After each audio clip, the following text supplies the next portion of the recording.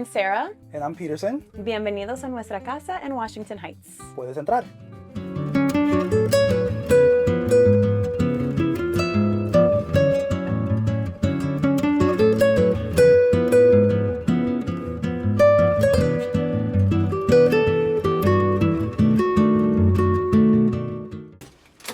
Hi, Homeworthy. I'm Rachel. I'm Peter. Welcome to our home in Manhattan. Come on in.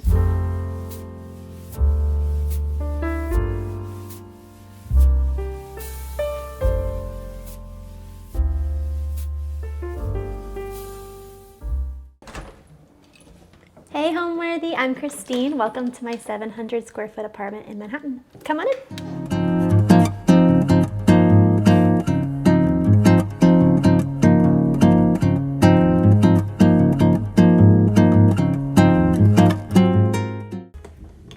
Hi Homeworthy, I'm Erin. Welcome to my 700 square foot New York City apartment. Come on in.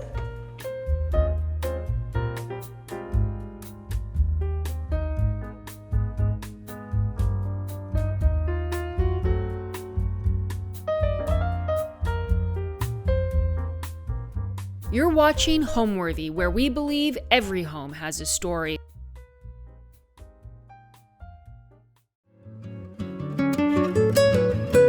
My grandparents used to live here way back in the day, 40, 50 years ago. Then my parents lived here.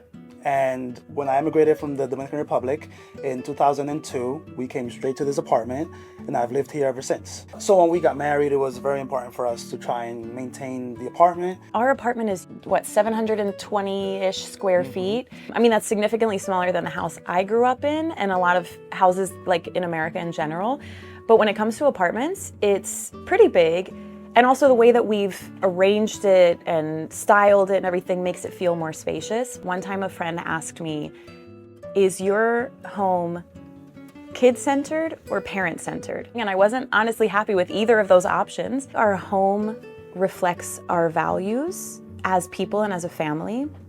And so when I think about what this home will mean to our kids, I agree with you that the home is one part of it. I think our home is kind of like the canvas upon which we're painting our family life.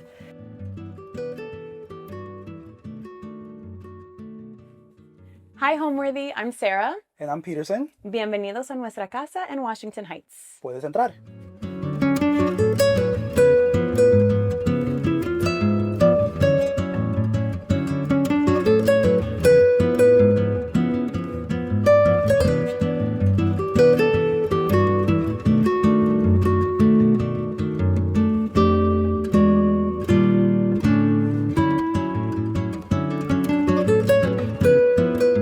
You're watching Homeworthy, where we believe every home has a story. Hi, I'm Peterson, and I'm a customer success manager. I'm Sarah. I'm a full-time stay-at-home mom and prenatal yoga teacher. Welcome to our home in Washington Heights. So how did we come across this apartment? My grandparents used to live here way back in the day, 40, 50 years ago. My parents lived here. And when I immigrated from the Dominican Republic in 2002, we came straight to this apartment, and I've lived here ever since. So I lived here with my parents, with my two younger sisters, and eventually they moved away to Pennsylvania, and I stayed behind. I had roommates here, really good relationships in the neighborhood. So when we got married, it was very important for us to try and maintain the apartment. Well, I didn't want to live here. Yeah, Remember? you didn't. It was in rough shape. It looked really bad. It was a bachelor pad. It was 3 bedrooms with 4 guys, but it's rent stabilized. It was kind of in disrepair because often those apartments get neglected by the landlord. So things really needed to be taken care of, and they hadn't been. And it's a 5th floor walk up, and we were about to get married. I wanted like something cute and nice. And then we realized that we could turn it into that. Yeah. So I spoke to the landlord. He agreed to let us basically do whatever we wanted. So we were able to turn the apartment around completely. I'm talking about new flooring. We even took down the ceiling and replaced that. We moved the bedroom to make the living room a lot bigger. We exposed the brick wall. which was a task. A lot of work. Yeah, it was a lot of work. We were able to make it our home. We were able to customize it to our specific needs, which was very important for us as well. And we continue to do that because now we have 3 kids. And I mean, when we had 1 baby, we were like, okay, let's turn the guest room into a nursery. Then we had 2 babies. We had to make sure we could fit 2 kids in that room. Then we had 3. He built the triple bunks. So we're constantly reassessing our needs and, you know, finding new ways to store new things. You know, we're purging, we're reorganizing. I think that's fun. Yeah. So the apartment just keeps being able to give us what we need in terms of space and everything else. So, Yeah, and it's a fun creative outlet. yeah.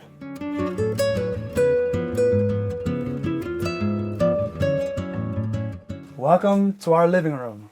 This previously were 2 separate rooms, 1 bedroom taking over about half of the space, and then the living room used to be on that side. So when we first got married, one of the requirements for her was that she needed a washer and dryer. Well, actually, you wanted a table. That was a big part of it. Yeah. And we said, no matter how many kids we have, I think we'll be fine with 2 bedrooms. And so we chose like a family table over a 3rd bedroom. And it was actually a little bit deeper here because then we had this closet built. We did not do this ourselves.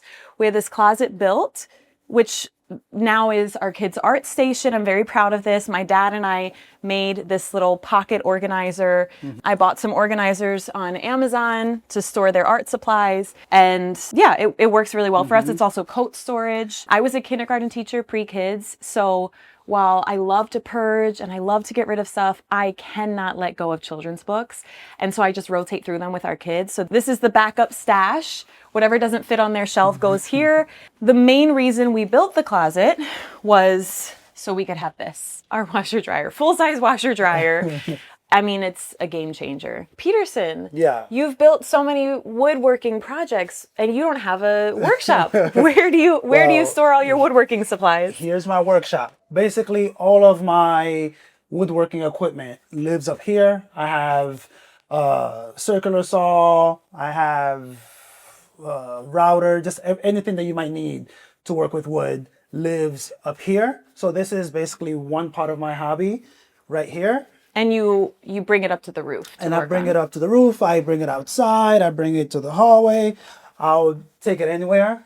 And then on this other side lives some other part of my hobby, which is my 3D printer that I just bought. And then this serves as my table saw over here. So like Sarah mentioned, you make room for what's important to you. And for me, these hobbies are important.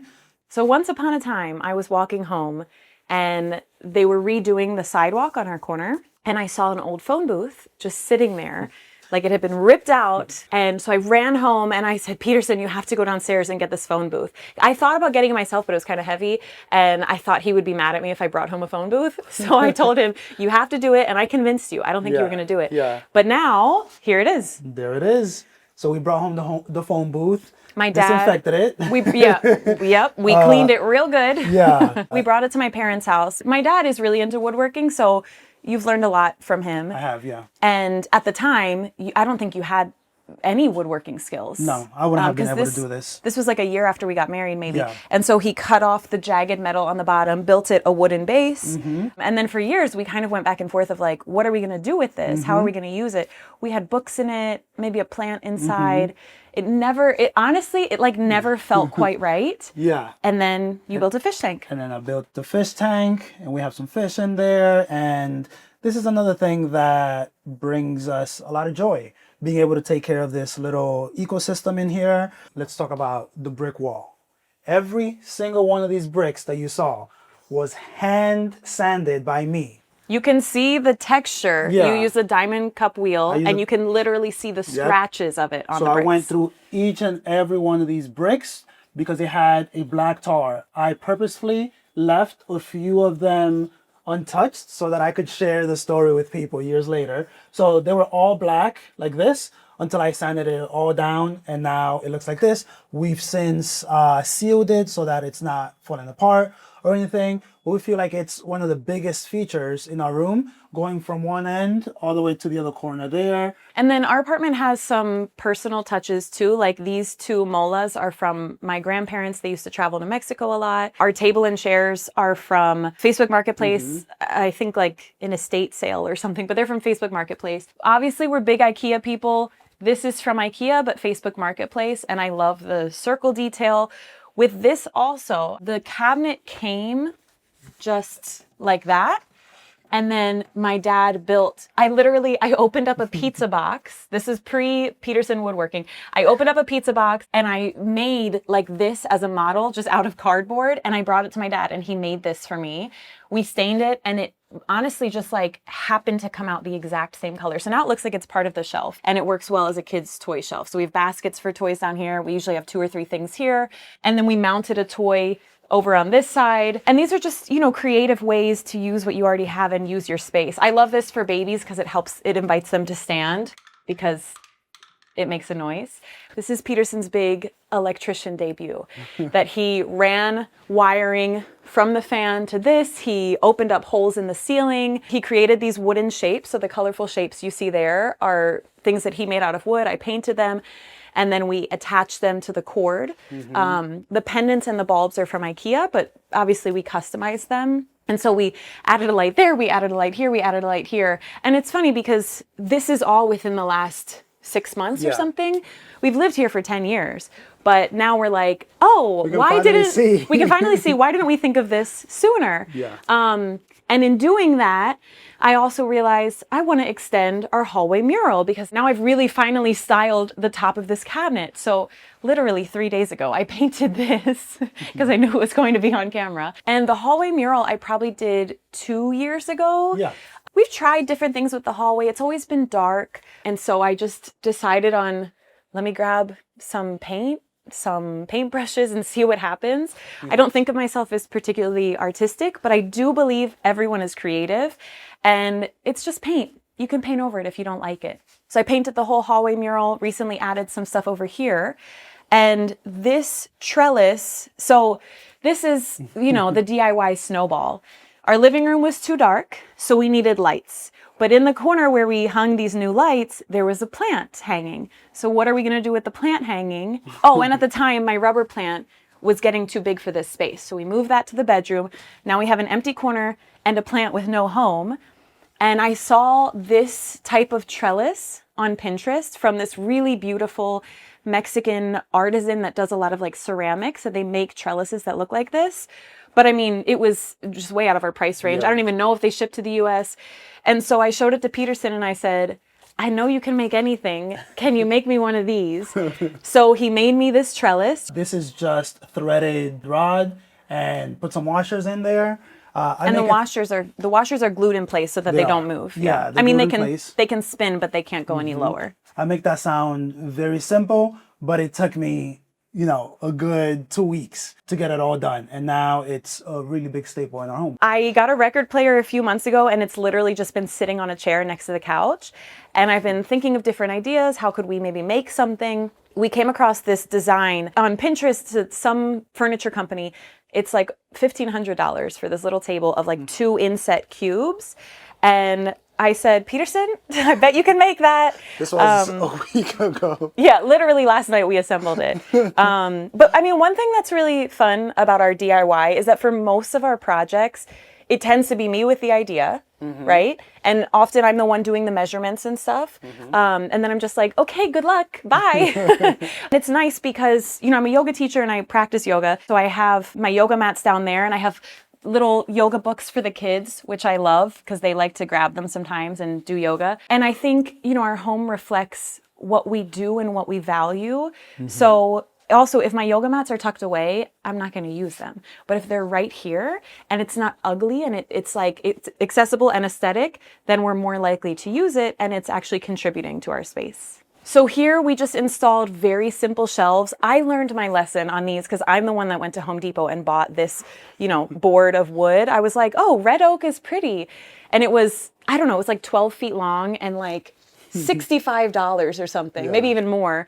And so I was like, oh, I get it. Like fancier wood costs more. You know, these are in the early days of DIY. We got this planter from Mexico, recently added the IKEA light. These are really cool. They're board games meant to look like vintage books. So you feel a little better having them out. When we have overnight guests, they usually sleep on the couch. You don't even need to remove the back cushion, but you can. It gives you a deeper seat. Also, we love like the armrests. You can put a cup of coffee there, usually on a book so it doesn't totally fall, but it's nice.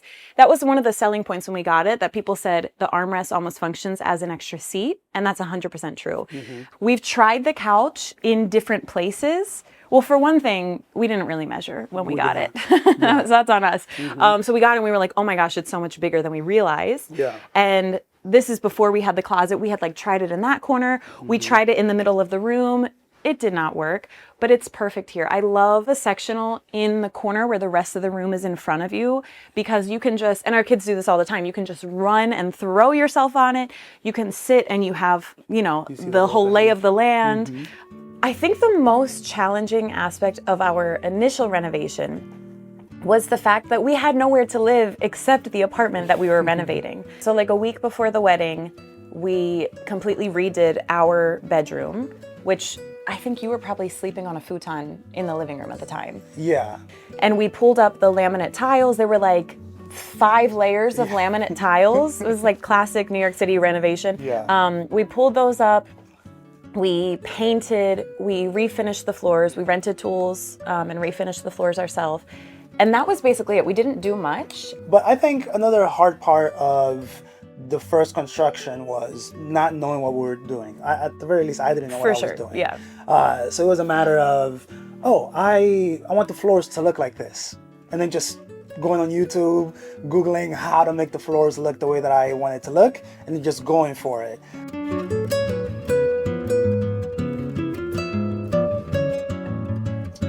Welcome to our bedroom.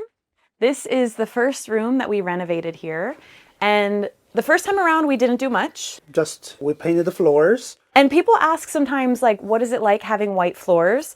I like to say it is as dirty as a dark floor. You just know it more. And I'd rather know it and clean it than live in my own filth, I think. So the first time, all we really did was the floors and we painted. We have this detailing on the walls over here that I never, ever, ever want to lose. It feels like a New York City, like, classic. I think I was pregnant with our third when we did the second renovation, and it started because of 2 things. Number one, we had a lamp, just like a boring kind of hanging pendant lamp here that we changed out for Christmas time, and it was like this beautiful star. And I started to think, what if we actually did something in this corner and made it interesting? And at the same time, we realized we needed more storage. We were constantly running out of storage. We had bought a storage bed that was just way too big. On this side, we already had hanging clothes on this side. Remember? Yeah, we just had those standing hanging racks. Yeah, like just standard IKEA racks. With a dresser in the middle. This beautiful vintage dresser I got in high school. We needed a whole lot more storage between like our stuff, but really the kids, their toys, out of season clothes. You know, now it's not just 2 suitcases. We need 4 of them. So we created this. We went to, how many IKEAs did you go to get these PAX wardrobes? Because they were constantly out of stock and coming back in, but like 2 at a time. 3 IKEAs, probably 10 trips at the very least. Because it was also around COVID time. So their inventory wasn't very robust. So he got all of these PAX wardrobes, and you know, we had to measure so it would fit perfectly. We wanted to give it a built-in look. We would love to build sliding doors one day, but it's a little out of budget for us. But it'll be a fun, if and when we get to do it one day, it'll be a fun problem to solve, to figure out how to mount them on the ceiling so that it really is floor to ceiling. You know, we have 9-foot ceilings in the entire apartment. Whenever you have kind of a small space or you're trying to maximize storage, you've got to go vertical.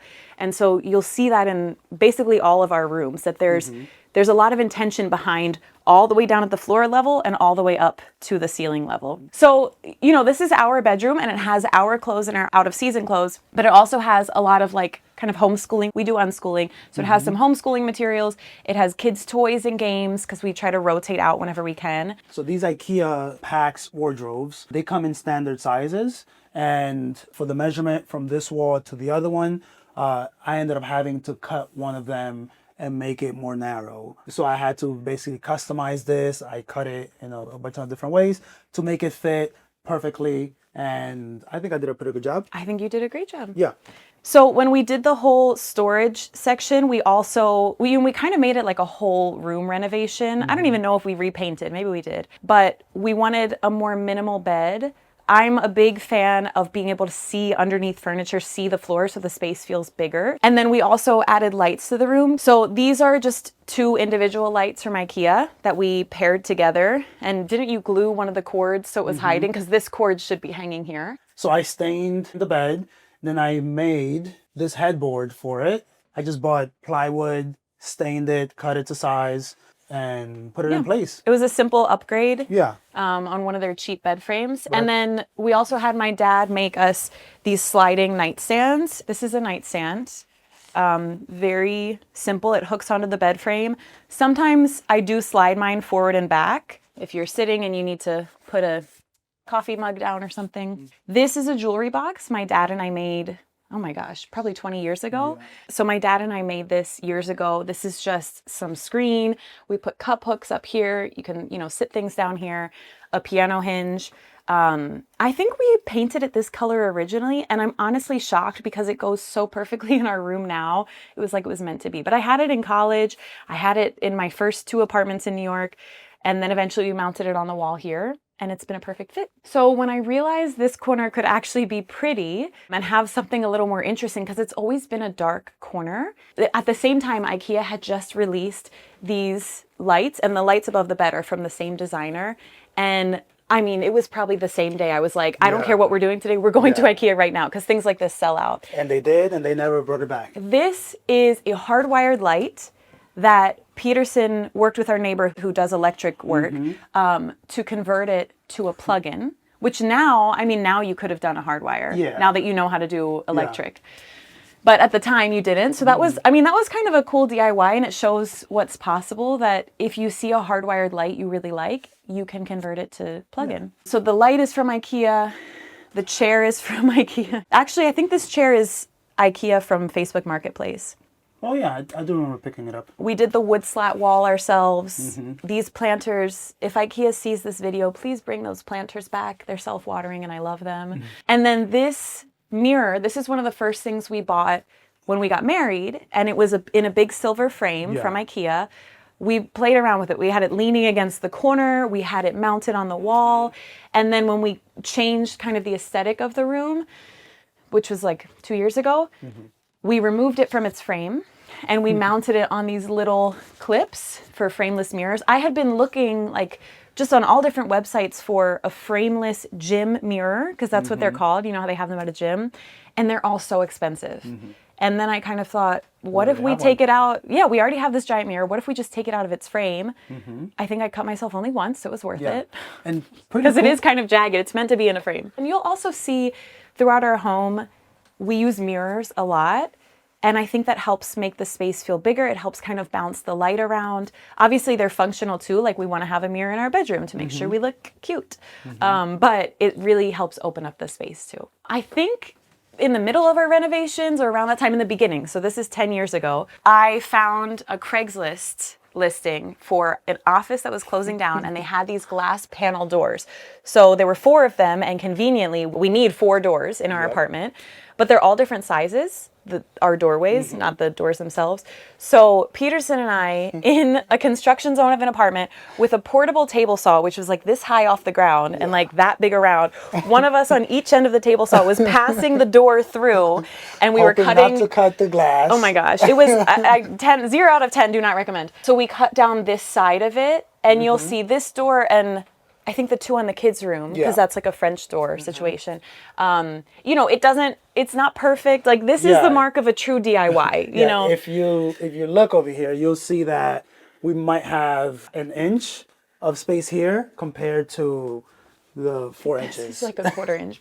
Oh, like the whole thing. Okay, yeah, the whole thing. But I just thought they were beautiful. And again, this idea of like glass and it being open and feeling like the space is cohesive and not like blocking things off with just solid doors went a long way for the design and the feel of the space. And also we have this You can just open up. And it works. The hardest thing about living with 3 kids in this apartment is getting ready for a home tour when you have 3 small children who are here all the time because they don't go to school. So that was fun. But I think other than that, the hardest thing about living with 3 kids here for this current stage of life is the 5th floor walk up. We've had a toddler for the past 7 years, essentially, and it's just very physically demanding. Either I was pregnant or one of us was wearing a baby. And, you know, our kids, their stamina is incredible. And I think that's part of being New York City kids. Yeah. But getting up the stairs sometimes is really hard. And there are things that we do to make it livable and doable, which is, you know, grocery delivery and just practicing every day. Like we don't not go outside because it's difficult to get outside. We just do hard things because we have no other option, I think. Yeah. We can't just say, go play outside, kids. That's like the suburban dream, which I totally understand why people would want a yard because we can't do that here. But even living on a lower level would make that easier. You know, telling the kids, go play in the fire hydrant. Yeah. Go play in the fire hydrant. Your Washington Heights is showing. So living on the 5th floor walk up would definitely be one of the hardest parts of it all. But we wouldn't give it up. And I think the whole like small space living thing is a mindset. I mean, our apartment is huge.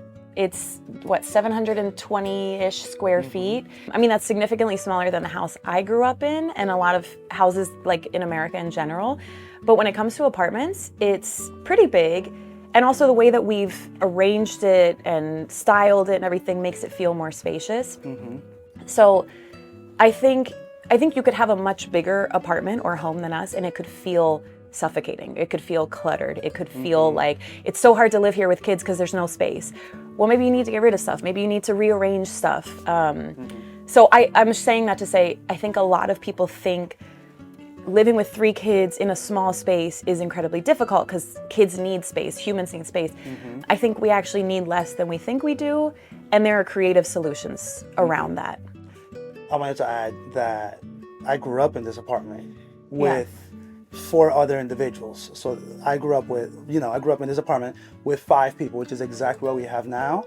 And it was exceptionally I've seen pictures. It was very crowded. We had a lot of stuff in this house. We had a whole wall filled with books. It was a lot.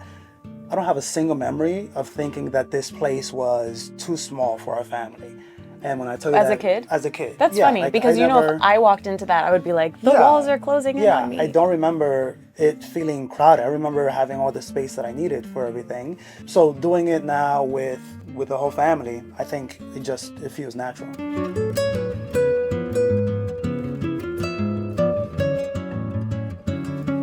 Welcome to our kitchen, which for us really is the heart of the home.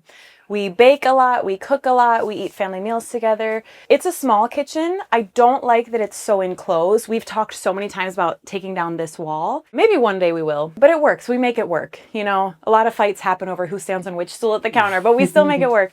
And again, I think everyone makes room for what matters to them. And so we have an ice cream maker. We have a Dutch oven for baking bread. We have a bread box. So Peterson made these drawers for our cabinet. This is where we keep pots and pans. Oh, a crock pot, it takes up a lot of space, but we love some pulled pork, right? We need the crock pot for that.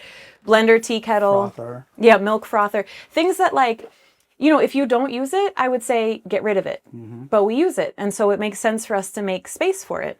If we're actively cooking, I'm not going to try to be careful about where I put something. Like if I'm rushing through it, I'm just going to put it over here.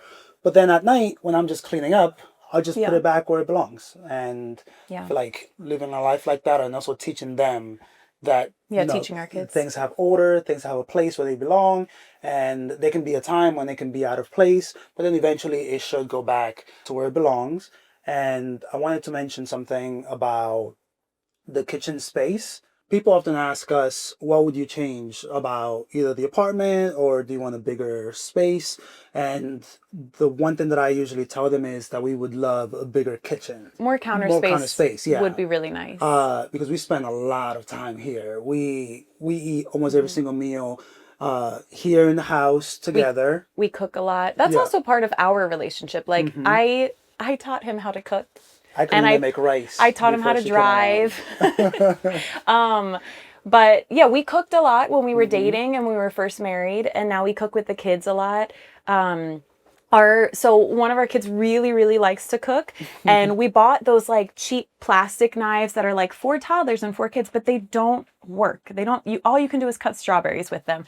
So I recently found these for him. It comes with a glove to protect his non-cutting hand, and it is the best. This kid is chopping onions, carrots, celery, tomatoes. It's adorable. And it's like a fun way to share something that's important to us and that we love as a family. Everyone does have a role to play. It's really important to us that it's not just mom cooks all the meals and she cleans everything up. We all contribute together. This is my teacher side showing that I made this little flip chart for them. So it's all Velcro, and I'll go in, if I'm making dinner and we're having soup, for example, I will have all of these open. Well, no one wears a bib anymore, but I'll have all of these open. And when they come in, instead of saying, Mommy, what can I do? Or wouldn't all mothers want to hear that from their children? What can I do to help you? But it's time to help with the table. And, my mind is doing a million things. So instead of me being like, oh yeah, you get the spoons, you do this, I just say, look at the list. It's right here. And if they get the cups, they get all the cups, they put them on the table, they come back, they close it. So it's a visual checklist that works really well. We keep a lot of the kids' stuff in here. So their napkins are in here. We keep their silverware with the grown-up silverware. And it works. They know where things are, and they have a sense of agency and autonomy because of that. So again, it's like, yes, I'm type A. Yes, I'm very organized. Yes, I'm particular about which way the panko label is facing, but these things do work to our benefit a lot of the time. I feel like kids thrive on structure, knowing what to expect and being able to contribute means a lot to them. And so we see that in our home as well. So the kitchen looked nothing like this when I moved in and when we got married. While growing up, we used to have a washer in the corner that would leak all the time. And we found out while doing the remodel that the whole floor had sunk down. Yeah, all the way down there. It was like a diagonal. We bought the farmhouse sink from IKEA, the butcher block counter from IKEA, and all of these things are the landlord saying, I'll give you a new cabinet, I'll give you a new countertop, a new sink. And I said, well, what if we buy the countertop? Will your guys install it? What if we buy a pretty sink? Will they install it for us? So it kind of, worked together there, took any liberties that we could. And also I wanted open shelvings because I love the look of it. I knew I could do a lot with this rather than, heavy, like blocked off cabinets. And it's worked really well from us. Most of our dishes are from West Elm, and I love that they're white because it's kind of a blank slate, like they sort of blend in, but they're asymmetrical. This is the organic line is what they're called. I think they just add some interest. So because we do unschooling, one of the biggest things like on the homeschool reports every year that I'm writing is we're learning math, we're learning reading, we're learning this, we're learning that through baking. I love to bake bread. We bake cookies a lot. We bake lots of mix-ins to put in our homemade ice cream. So this number line, I need to give it a retouch, but this is what I use when I'm baking with the kids because we use a food scale and we are measuring in grams. So if I say, for example, to the kids, you need 50 grams of flour, they'll look at the food scale, they'll start pouring the flour, and I'll show them, okay, you're at 20 grams, pour a little bit more. Okay, you're at 25. And I keep going until they get here. And it helps with number concepts to be able to visualize how numbers grow and just the relationship between numbers and quantity. One of our wedding gifts from our friend Jordan, who also played the guitar at our wedding, was these pantry with these pull-out shelves. Jordan, I think his uncle has like a cabinetry shop in Brooklyn, and so it's top of the line. He's very, very talented.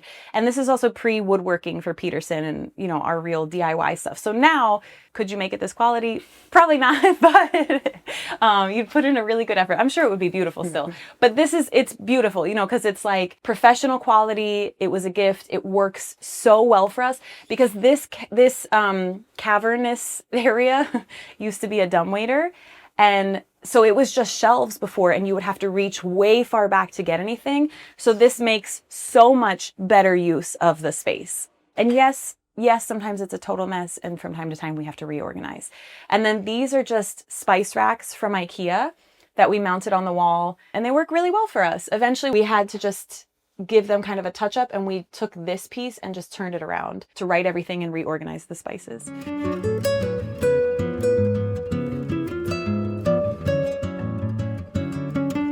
Welcome to our children's bedroom. The crown jewel of probably the entire apartment is the triple bunks. And that's saying a lot because we have a phone booth, fish tank, and an exposed brick wall. But Peterson built these beds when I was pregnant with our third. Yep. And I think at the time we had 2 IKEA cribs. We had taken the side off of one because we had like a baby and a toddler at the time. But then once these were built, our youngest immediately wanted his own bed. So then, we moved them. Yeah. But now we have 3 kids. When we did have a crib in here for a time, a lot of the pictures I share on our blog are still with the crib in there. Because you know how hard it is to get an apartment ready to take pictures. So I use a lot of old pictures. But now we have a kid on each bunk and they love it. It's hard, but it's important to find your own space, especially in a small home. So each kid has their own bunk. And the others have to ask permission if they're going to come to one of the other bunks. And lots of fights happen when they go and they don't ask permission. So yes, our kids fight a lot. But they each have their own space. There was a time that I thought if a kid needs like kind of a timeout or like you got to go calm down, go take some time to yourself, that it couldn't happen at their bed because the bed needs to be just for sleeping. But that's not realistic when you live in a space like this. Everything has to serve multiple purposes and kind of wear multiple hats. So if a kid does need a timeout, they take it in their bed. If they want to have some alone time, they take it in their bed. If they want to do Legos and their younger sibling is bothering them, they do the Legos on their bed. They each also have their own shelf in the room. And yes, I curate what goes on these shelves. It's a battle. Yeah, I try to balance. I said, your 3D printed dragon goes here because it's pointy and I don't want it anywhere else. Your alebrije de Mexico goes here and your little painting. And then you each get to pick one more thing that you want here. Because I do think I'm trying to teach them the idea of space and aesthetic, but also express yourself with your personality. The two I don't can want to coexist. Yeah, I don't want to completely police the whole thing. We have a little wake up clock and plants for them. This jaguar beaded decoration is from Mexico years ago. And then we have a little basket. This is where they put their treasures like rocks and seashells that they find. Our little planter is also from Mexico. The kids' bedding, their wardrobes, the octopus, those are all from IKEA. It was important for us, for the kids to be able to open it themselves at whatever age they are. So having it as low as possible, but also at the height for an adult to be able to open it. all the options that came with the wardrobes, the doors that came with them, I wasn't happy with. So, which is like the story of my life. That's why we customize everything. Because I had a very specific aesthetic and a very specific purpose in mind. Also because we knew the wardrobes would be elevated, we wanted to go with the floor to ceiling look again. And most of the handles were like up here, which is a little awkward, but doable for an adult. But for kids, it's not doable. So we needed a handle really down low for them. So I built this base platform for it. We wanted to have space for them to be able to put baskets, books, and all of that. So that serves that purpose. And you also put edge banding there, which is a nice, that I feel like there's all these little things that it's like, oh, that's when this project is how we learned about edge banding. And it's an easy way to elevate an otherwise cheap DIY, that it's just a little strip of basically wooden tape that you iron on and you stain it. So it looks like this entire door is whatever, this oak or something. But it's only this strip right here. Yeah, just that little strip right there. We do store extra toys up here for the kids. They each have a backpack with their remote control monster truck. And then they know, whose clothes go where and everything. So I made this arch for them to play with. And you can easily buy this on Amazon. But I wanted to make it myself so that I could make it however tall I wanted. So I just bought small strips of wood. They were quarter inch. Really, really thin plywood. Yeah, very thin plywood. That's like really flexible. Yep. And I ended up just putting glue in between each sheet, and then I clamped it all together. Used straps in order to make the curve, and then I just let it dry. And then once you take that off, that's really all you got to do. So. And I think I'm actually working right now on a blog post about this. Yeah. The funny thing is that the first time we were about to share this, one of our kids colored on it immediately. And which is weird because I'm very diligent about like no crayons away from the table. And we talked about it like, should we paint it black? Should we paint it white? Should you sand that out? And then we decided, no, I think it's kind of cute, It's a kid's home. It's a family home. Sometimes things have crayon on them. Yeah. Peterson also made, he solved a problem for me over here. I think I dreamed this up. This whole space has always been for books as long as we've had this cabinet. If you can't get things out easily, if you don't know where things belong, you're not going to use it and you're not going to be able to keep to your own systems of organization. So it has to be functional. So a 24-inch space of just books is not realistic because if you pull out a few, they all fall over and then the kids aren't going to want to clean it up and, it's just a mess. So I said, what if you made me a little insert? Because then we could put the board books there. It divides the space and it's worked really well for us. Sometimes it shifts around a little bit, but it's easy. It's tight, so it's not moving like crazy. But every once in a while, I have to push it back a little to get it back into place. So even though we kind of live a minimal lifestyle, there are things that the kids really enjoy doing. Things like this triangle right here that they like to play with. And then I built this for them. It clamps straight onto the particular triangle. And again, you can buy this on Amazon or you can make your own. you can make your own. Just for fun. Yeah. When the kids go to sleep, we have this blackout curtain here, and then we can easily close this. And then over here, you will see my first attempt ever at being colorful and creative in that way. We removed the laminate tiles, we refinished the floor, we painted, and I went to Home Depot, I picked out 3 paint colors, and I said, what if I just make kind of like an interesting perimeter around the room. So a lot of it is covered now because of what we've built since then, but I like that the colors kind of converge here. And then as they go up, they all go in their own direction. They go all the way around. But yeah, they're on the floor and everything. They go all the way around the room and then they come back here. When I think about our apartment in 40 years and us in 40 years, sorry to get like a little too serious, but if anything were to happen to either of us, like if we had some sort of like physical limitation, we couldn't live here because it's a 5th floor walk up. Yeah. And that is something that I think about sometimes, I worry about. I do think we're protected that our landlord would have to find us a lower level apartment, but still, this is our home. We wouldn't want to leave. But, in 40 years, our kids will be grown. Maybe they'll have kids of their own. Who knows? Will we be here? Yeah. Will hopefully, I definitely want to see it still be in our family. I'm curious, I think, to see what it turns into and what it becomes. I've never really stopped and thought about even like 10 years from now, what the apartment is going to look like. I just hope that it's still someone's home, maybe our home, and that it's still adapting and serving the purpose of those who live here. Yeah, we very much live kind of in the moment. So the changes that we make around the apartment fit our lives now. And we're not thinking like, oh, will this particular item last us for the next 40, 50 years? So we're constantly changing things. Like you mean when it comes to DIY things? Yeah. Like if we don't like it, we'll change it. We'll change it. Yeah. Like if we don't like these fans, we'll get new fans. And eventually maybe we won't have any fans. We're willing to In 40 years, we'll have no fans. Yeah, we're willing to change it all to fit that specific need at the moment.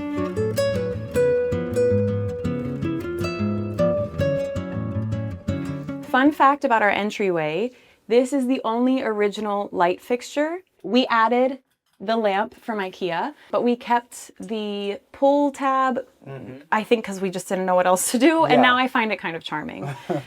I think that in an entryway, there are some very specific ingredients that go into making it functional. I like having a rug because when you come in, it's just something kind of to clean your feet a little bit. Obviously, you need a mat outside the door. You need hooks. We have in this entryway 3 hooks on the door, 3 hooks on the wall. We have 2 hooks going into the hallway, and we have these tree branch hook things for the kids from IKEA, and we use all of them. Yeah.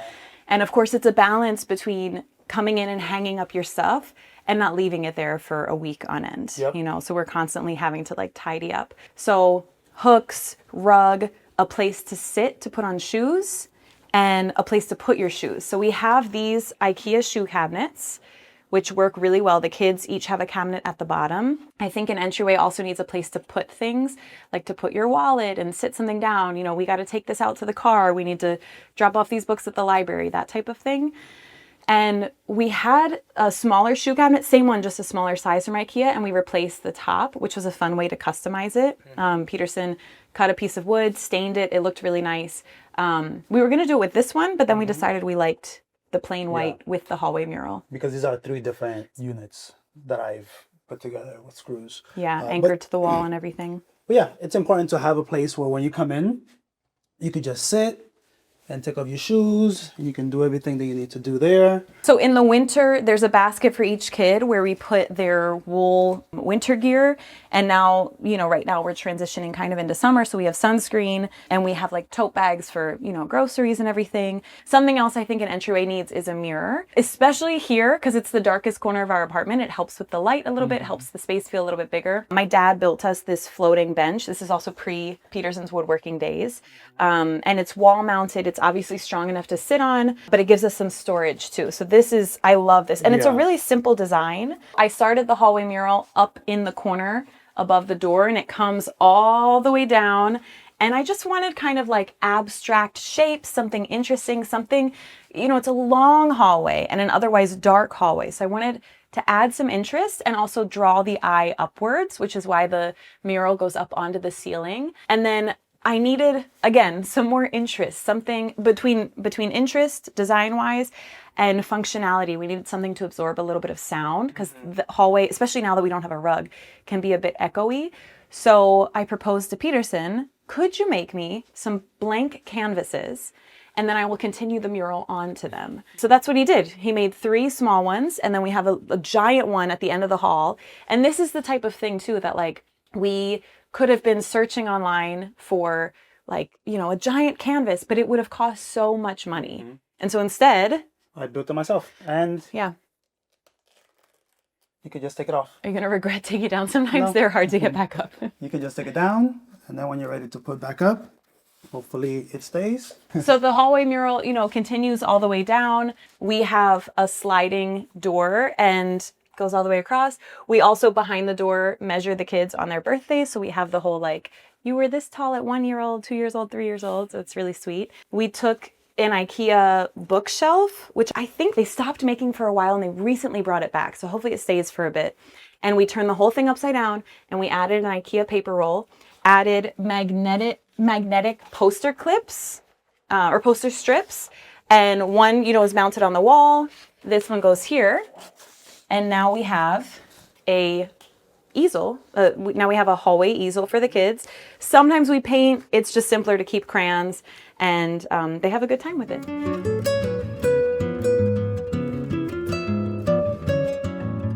Hey, this is our bathroom. And this was also a full renovation. By a full renovation, we mean they put new tiles on top of old tiles. You just laid everything on top of the existing. So the bathroom and the kitchen actually got a little smaller because of that. But one day I've been talking for a while about redoing our bathroom. It's not in the budget for us to do a gut reno, but maybe we'll do some, little updates, refreshes. This is an old subway map. I don't even know where I got it actually, but my dad built a frame for me. And the funny thing, this is like so classic New York City apartment. It is straight on the wall. But it looks like it's not because that wall comes in. Like none of the walls are straight. They're all crooked. We have simple IKEA hook where we hang our towels. There's a towel for each kid at their height. We have a stool next to the next to the toilet and a stool next to the sink. This medicine cabinet is from IKEA and I love it. The mirror comes out and I don't think they make it anymore. And it's way too small for us. And we definitely need a bigger one. But I have a hard time, letting go of it. And it's also not in the budget right now. So another thing is that the light switch is so weird. The light switch is off to the side of the medicine cabinet.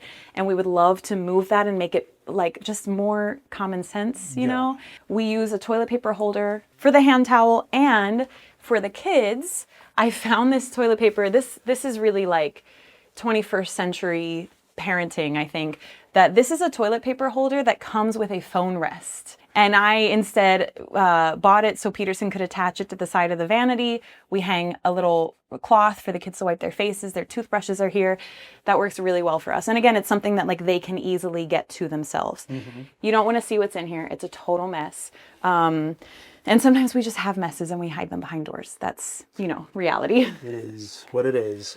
We used to have a clawfoot bathtub here before the remodel, but that's just cumbersome to deal with. So we asked them to just put... it was charming. It was beautiful, but it was really old. Yeah. And with kids, I think I wouldn't have... Even as a grown-up, I didn't feel safe. I always felt like I was going to fall out of it. Yeah. talking about falling, when I was 10, I used to do pull-ups from this. And I remember I used to do it before I showered every single day.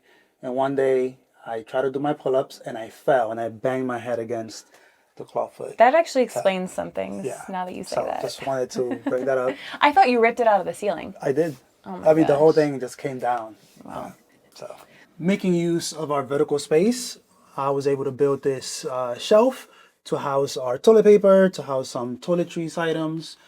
Kids' bath toys. This is actually, I feel like this is one of the best kind of small space storage hacks. Just put a little shelf above your doorway because no one's going to see it. You don't see it when you walk in. The only time you see it is when you're on the toilet. And if that's what you're worried about, whatever, it's fine. But it works really well for us. And it's, it's out of the way, but still accessible. I think that our kids are going to have a lot of great memories about this home, especially like the fact that she mentioned they were all home births and they were all born in this apartment. And they've seen each other, like they've all been present for each other's births. Yeah, they've been there. Living in an apartment like this forces you to be close to one another. That there's a lot of good with that.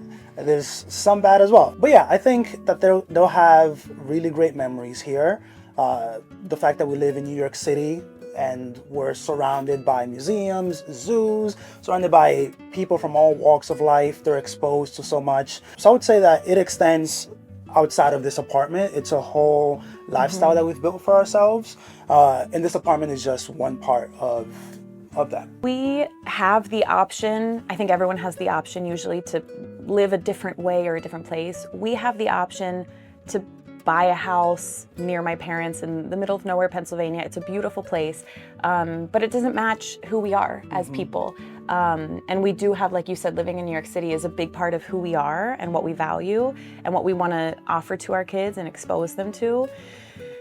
And I think our home reflects our values as people and as a family. And so when I think about what this home will mean to our kids, I agree with you that the home is one part of it. I think our home is kind of like the canvas upon which we're painting our family life. Like our home reflects the way we use it as a family. It reflects that there's a place for children here. One time, I think about this a lot. One time a friend asked me, is your home kid-centered or parent-centered? And I kind of paused because I didn't see the question coming and I wasn't honestly happy with either of those options. And I said, I think our home is family-centered because it doesn't just revolve around the kids and it doesn't just revolve around the parents. And that reflects our attitudes toward parenting and toward life, that we all have a role to play. We can all offer something to one another and we can all learn from each other. And so those are the things I think about in terms of what can this home offer our kids? What will they remember from growing up here? It's, the things they've learned, the way we've hopefully made them feel like kind of the life that we've cultivated together, more than just the walls, even though the brick wall is gorgeous and I hope they remember that and they think, wow, my parents worked so hard to give me a pretty home. But yeah, it's kind of a whole, and that's something I've found, getting into content creation around small space living. Originally, I thought I was just going to be showing all these cool DIYs that we've done. And I do share that, but I find that what resonates with people especially and what kind of like makes my heart skip a beat is when you ask us, why? Why are we choosing to raise our kids here? Why have we stayed here? Why did we take down a third bedroom? Not just so we would have more space, but because we needed a washer dryer and we wanted a space for a table. We sit and we eat meals together as a family. Those are things that are important to us. And that's where I think kind of formation happens, character development happens for us spending time with our kids and making space both physically and like time-wise for them and kind of in our lives. Thanks for watching. Be sure to go to homeworthy.com for exclusive content, shopping guides, and so much more.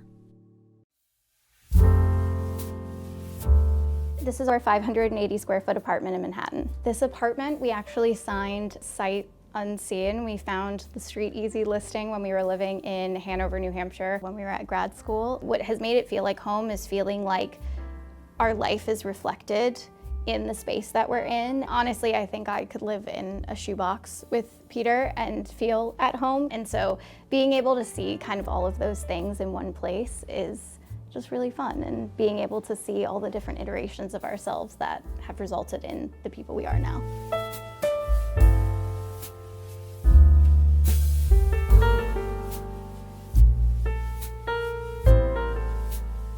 You're watching Homeworthy, where we believe every home has a story.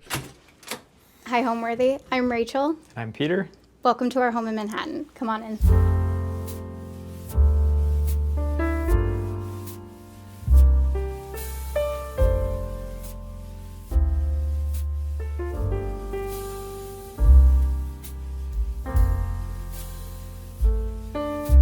Hi, I'm Rachel, and I'm a brand strategist at ShopMy and content creator.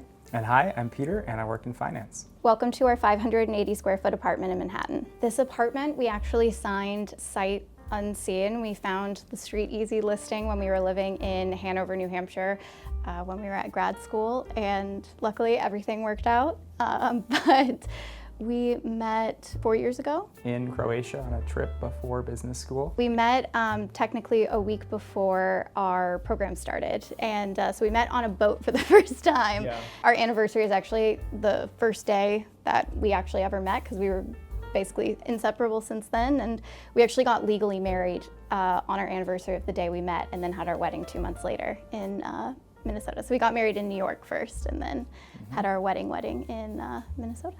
And ended up both with jobs very close to each other here in Lower Manhattan. We wanted to live in a place where we could easily walk to work, and that's how we ended up here. Yeah, and it's been basically a labor of love over the last 2 years, doing a lot of projects, feeling like the apartment is a representation of us and our style, and just really putting a lot of emphasis on kind of having it be a bit eclectic and a bit of a collection over time.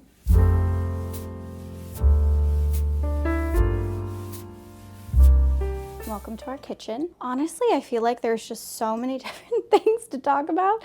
I don't even want to know how many hours that we spent doing this kitchen, but I'm convinced it was worth it. Honestly, just to kind of give an overview of everything that we've done with the space, this was one of my first attempts with peel and stick. This was definitely a learning curve for me, and it was quite a beast of a project, but I think it was definitely worth it in the end.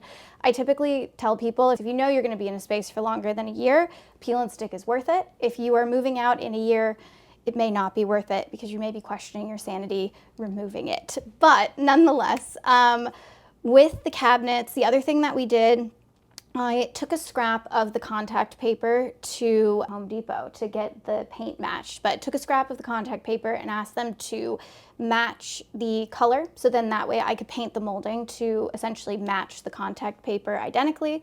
So went in and just cut the molding. You'll notice that we had to have it kind of slightly inlaid, a little bit, or indented a little bit on the cabinet. That's just so we could open the doors effectively. And then went ahead and also switched out the hardware. So that, for the cabinets, that was kind of the whole project there.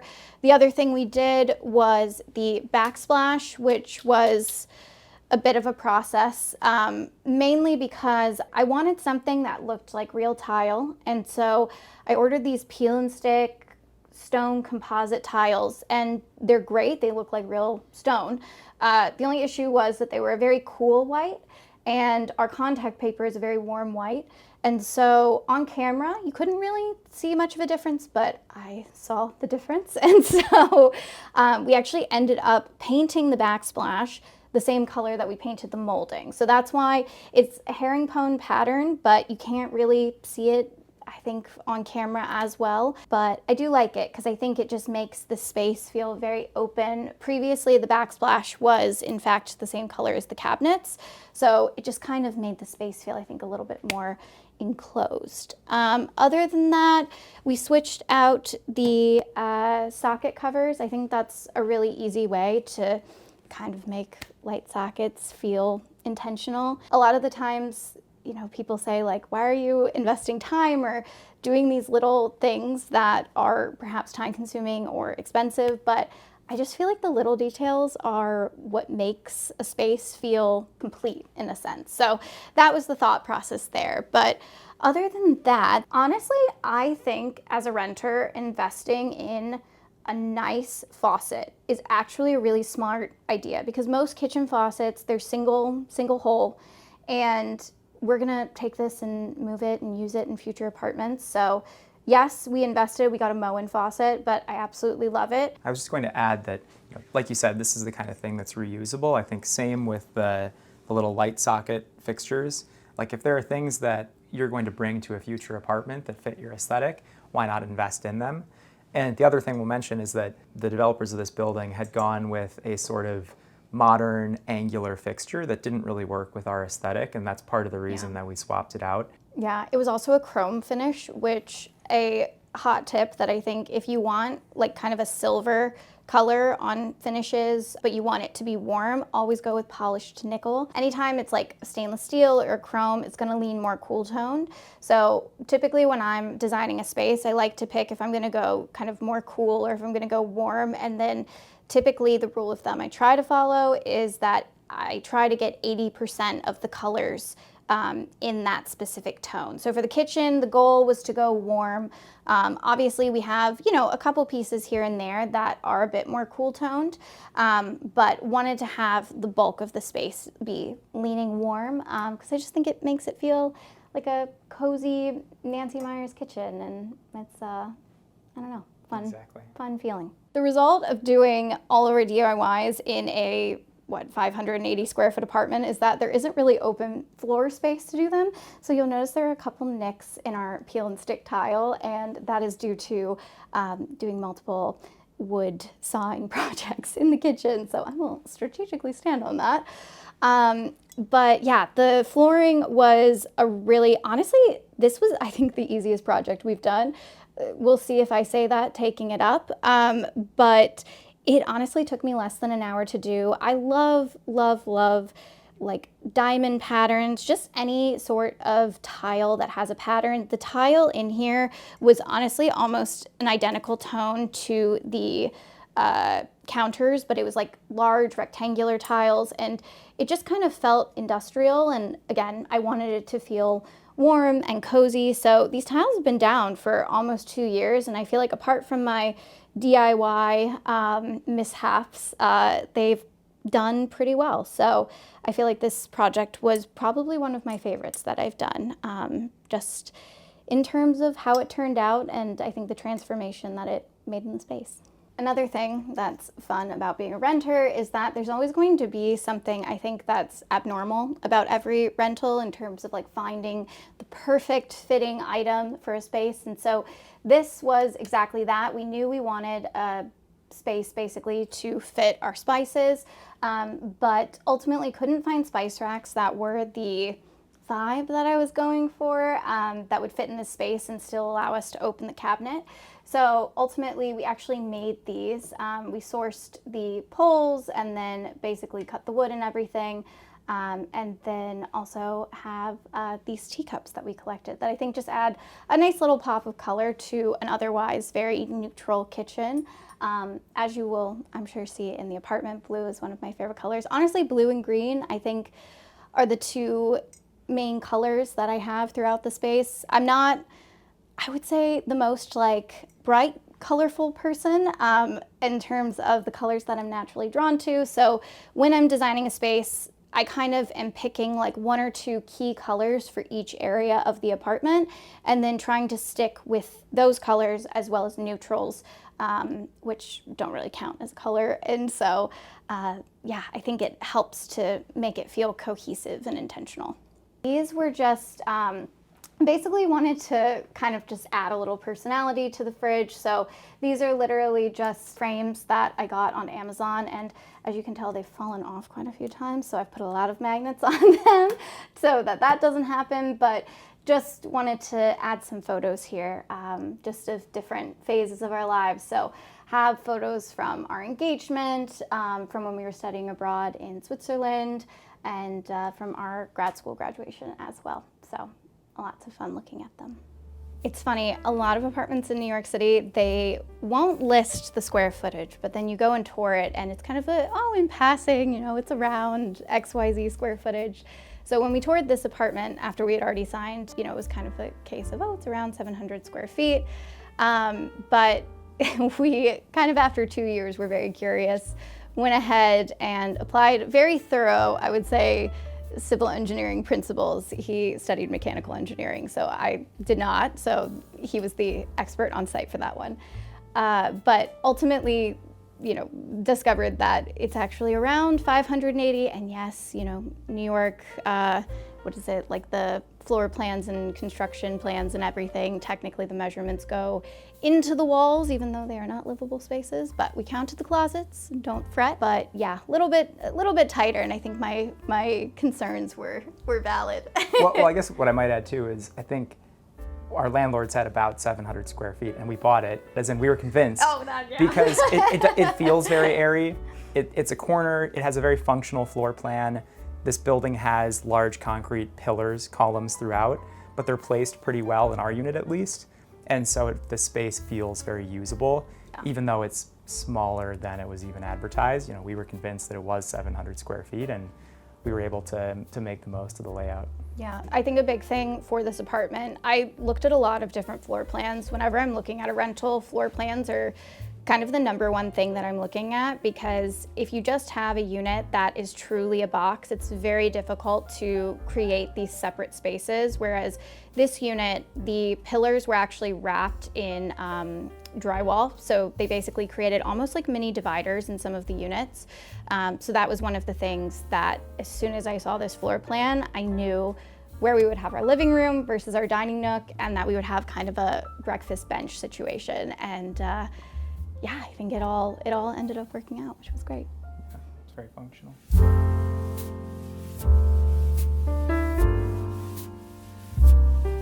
This is our dining nook. Honestly, one of the things that I really wanted to do in this apartment is make, I guess it is all one space, but make it feel individual. And so I really tried to make this dining area kind of feel like its own little world. And so to do that, having a big piece of art was very important to me. But art is very expensive, and rightly so. So when we were looking at this and kind of what we wanted to do on this wall, we actually had a gallery wall here originally. And one of the things with gallery walls, just as a quick aside, is that I love a gallery wall. We have it in 2 different places in the apartment, but I think it can become a little overwhelming if every wall becomes a gallery wall. And so I knew we wanted a big piece of art here. And so to be able to do that kind of on a reasonable budget, we actually got a just custom configuration of a wallpaper panel on Etsy. I really loved this mural. I love anything that kind of brings nature into the craziness of New York City. And so I love anything that has like trees and leaves. So wanted something with that sort of motif that also fell into the color scheme that we had decided on for the space. And so this is just actually a traditional wallpaper. And then I actually used liquid starch to adhere it to the wall. You can make any wallpaper renter-friendly, fun fact, using liquid starch. So kind of a nice way, you still have the texture of it as if it's actually a canvas, which was really important and something I wanted. And then we just put molding up around it to, again, make it feel like natural to the space and inlaid. And then also this wall was empty when we had first put this mural up. But again, I wanted to stick with kind of the natural motif. And I absolutely love metalwork that has like nature elements. It's just something that is very reminiscent of like honestly so many different historical periods. And so this is something that I've seen a million times in different historic homes. And I found this on, I think it was either Cherish or First Dibs, and normally they're insanely priced, but found this one for like I think $100, and it's one of my favorites. And then we have some battery-powered candlesticks in here, just so then we don't burn anyone with wax who's sitting on the banquette. For the seating arrangement, we knew for this space there is actually kind of like a a built-in bench on the windowsill in the dining room, and so we knew we wanted to make a custom bench cushion, I should say, to kind of make this into a banquette area. One thing to say on that, we say custom because it is a trapezoid shape for the cushion, so that had to be done basically custom. This was something we wanted it to be as, budget friendly as possible, given that we knew we would only be having it for 2 years. So literally just a piece of plywood, foam, and then some fabric I sourced that went for the color scheme. But we knew we wanted to have kind of like a bistro style table. Yeah, we got this from World Market. This actually was an adventure. We made the trip out to New Jersey in a rental car to grab it ourselves. Yeah, to pick it up from World Market because it was cheaper to do a rental car than it was to have it shipped. So yeah, I feel like this table now will forever be with us because of the sweat equity we put into it. It also weighs like 300 pounds. So yeah, it's it can be a bit wobbly, but I love this table. So it's yeah, I feel like I am emotionally tied to this table. And then the chairs, they've gotten a little dinged up from being pushed in, but I do love these chairs. I love like a bistro chair, and so definitely, I mean, they're painted black, so the little scuffs are things that we can just easily fix, but I love like natural, like the rattan kind of look to things. And I wanted something as well that wasn't going to be too imposing in this area, just because it is tight for a dining area. They're light, they're easy to move around, they give a little bit of warmth to the space. Yeah, and more seating, so you can never have too much of it. Yeah, I mean, we've had, 6 people at this table? It's most comfortable to have 4, and you have one here, one gets their own banquette, one sits in the window seat, but we've had 6 family members, and it's been cozy. Yeah, we've hosted 8 people here. A couple over there at the bar, and then everyone else at the table. Yeah, and it worked out. Welcome to our library. So this was something when we saw the apartment, honestly, as soon as I saw the floor plan, that was kind of like a sunken in little nook in the apartment. I knew that I wanted to put bookcases basically across the whole wall.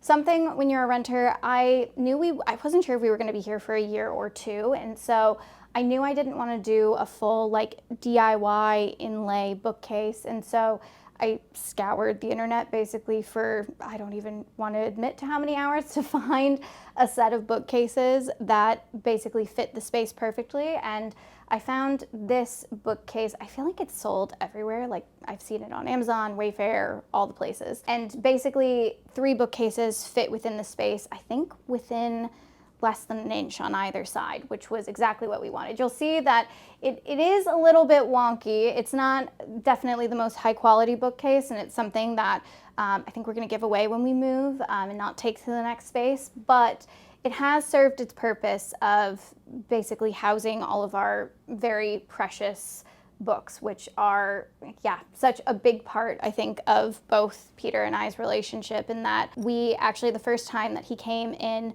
talked to me when we met on our MBA trip, he actually came and asked me about the book I was reading and brought his own book. And so I think the first 2 hours that we were ever having a conversation with each other was about the books that we were reading. And it's just, a big part, I think, of our relationship and then just who we are as people. So we always joke that the big commitment of moving in together was honestly combining our books. So this is definitely a mix of books from his life and then from mine, and ones we've acquired over the years since we first met. And it was really important to me for the books. I wanted them to be in alphabetical order by author, and just have it actually really feel like a library. In a perfect world in the future, we'll have so many books, we can have it by genre and then by author last name. But for right now, this was kind of the overall solution. But we also found these because this area, there's no overhead light apart from the small pendant light that we added in here. We wanted to have a little bit more light in the space. So we actually found these marble kind of like bookcase lamps that are just plugins at Target, and I feel like it's added kind of a nice element to lighting this space and making it feel basically like a moment at night as well. And then it's mainly books, but we have a couple knickknacks here and there. This is one of my favorite coffee table style books. I was a classics major. I studied classics in undergrad, classics and finance. But with that, this is one of my favorite books, and so I wanted to have this on display because I absolutely love ancient Roman and Greek pottery. These flowers right here are actually from our wedding. One of my more popular videos on Instagram was a DIY that I did for our wedding, that instead of the, those like light up glow sticks that people have at weddings, like they give out at the end where people are dancing, I wanted to recreate the light up flowers from Crazy Rich Asians. And so I got calla lilies, cut out the stem on the inside, they're faux calla lilies, and glued in balloon LED lights. So the flowers lit up and everyone had them on the dance floor, and it was just very fun, and the photos turned out so beautifully because everyone was just having such a great time with them. So have those forever on display because they're just a fun part of our wedding. And then the art up here, just from different trips and collections. This was a watercolor that we got in Peru when we were there. This little motif on wood was something we actually found on our mini moon at an antique store in New Jersey. That was really fun. And again, anything that gives that classics vibe just really brings me joy. And then this was a poster that we got when we spent like 2 weeks the August between first and second year of grad school in Paris. We went to the Veuve Clicquot vineyard in Reims, and yeah, it was just gorgeous. And yeah, so we have that on here as well. Other than that, we have my record collection. I've been collecting vinyls. This is part of my collection, but the reason why we don't have the record player on display, because I had this record player that was my first record player that I got when I was 15, that sadly broke during the move to this apartment. And so we're gonna invest and get like a proper record player. In the next apartment, there wasn't a lot of space here. So my vinyls have just been, living their best life here on display in the meantime. And then just a couple baskets, trunks. This is my pride and joy. This is my 1936 typewriter, which brings me, just so much joy that we got. There's a typewriter shop in Greenwich Village, and it's glorious. And so we went in there, and this was my birthday present last year. And as someone who would love to be really into calligraphy, I have horrendous handwriting. So this is my vintage ode to letter writing, is having a typewriter. A couple things. One, this bowl. So I took an advanced manufacturing class in college and made this bowl. So it has kind of a cool effect to it. And essentially, it's made from one circular piece of wood, and then using a certain formula to make a sine wave, we made interspersed circles and then used a laser cutter to cut out all the pieces, rotate each one slightly, and glue all the different points. And so from a single piece of wood of this size, you get a cool 3D bowl. Oh, and then one other thing. This is perhaps my favorite object and thing that I'm most proud of. So this is a 3D printed artistic interpretation of the Apollo space capsule. So you can see the little silver door here, everything from the bolts holding on the cap on the top to the artistic interpretation of the panels, and then the stand for it to go on. It's all covered in paint. I think it was originally a black plastic, but sanded, painted, gloss finish on top. You can still kind of see the lattice from the 3D printer here. It's not perfectly smooth, but kind of a cool effect and something that I really like. For this space, basically we knew that we wanted to pull some greenery and have some plants here. This is one of the brighter spaces in the apartment. So in the winter, not so much, but in the summer, we're able to keep some herbs. Fairly happy in this space. But so we have rosemary and mint, and yeah, I don't know, growing up, my parents had kind of like a kitchen garden, and so I've always loved gardening when it's growing like herbs or food, like vegetables, fruits, or if it's like flowers. I can't seem to get behind houseplants. I feel like I struggle with that because I'm like they're pretty, but like, I don't know, I feel like I lack the drive for the houseplants. So herbs are very much my jam. But yeah, and love rosemary. For the rest of the space, just again has been kind of a collection of different pieces that we have gotten over the years. Here we have, behind me, I'll move this, is actually a vintage postcard of Dartmouth College in 1895 that we got at a vintage shop that was maybe like 20 minutes outside of our grad school, outside of Dartmouth. But yeah, was really excited to have that and kind of have an image of one of the main halls that's very iconic for Dartmouth. And also during snow, which honestly, loved New Hampshire, not so much in the winter because lots of snow and I was not ready for that. But other than that, with the space, just kind of eclectic. We wanted to go, stick with the black, white, and gold for this space. My husband is a very big skier, and so that was the thought process. I found this New Yorker print cover, and so wanted to get that framed for him. A couple postcards. This is when we were in Strasbourg, and just loved this postcard. I'll let Peter talk about this because this is a very sentimental drawing from his uncle. My late uncle made this. It's actually a postcard of a lithograph that he made when he was 17.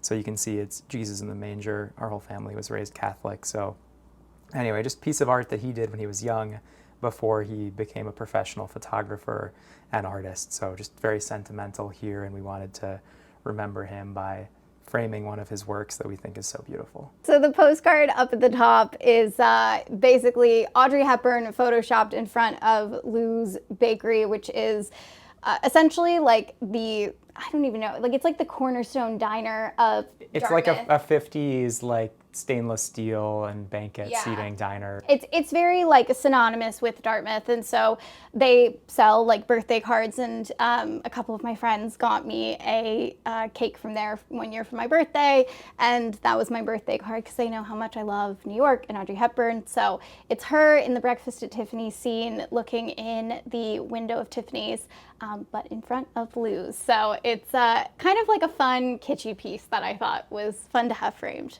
Yeah, this was our matchbook from our wedding. So I made a bunch of these for our wedding, and we have leftover ones. So basically I wanted to have them on display. I told myself I want to make annual matchbooks for our house to give to people when they come. It's also just really fun to do. I love like really tedious DIYs that it's kind of almost like a meditation where you're just doing the same repeated action over and over again, so you don't really have to think about it, and it's great. But they're also honestly a really great set of matches that I got from Amazon of all places, and I feel like they're really great. This is very interesting because actually I feel like from this angle you'll be able to see it. So I have more wood to put the border on for this to hide it, but I just haven't done it yet. But this is actually a gym mirror, and this is a gym mirror that I put molding basically around and like built it out completely. But I love antique mirrors. However, when you're in a rental, I don't want to spend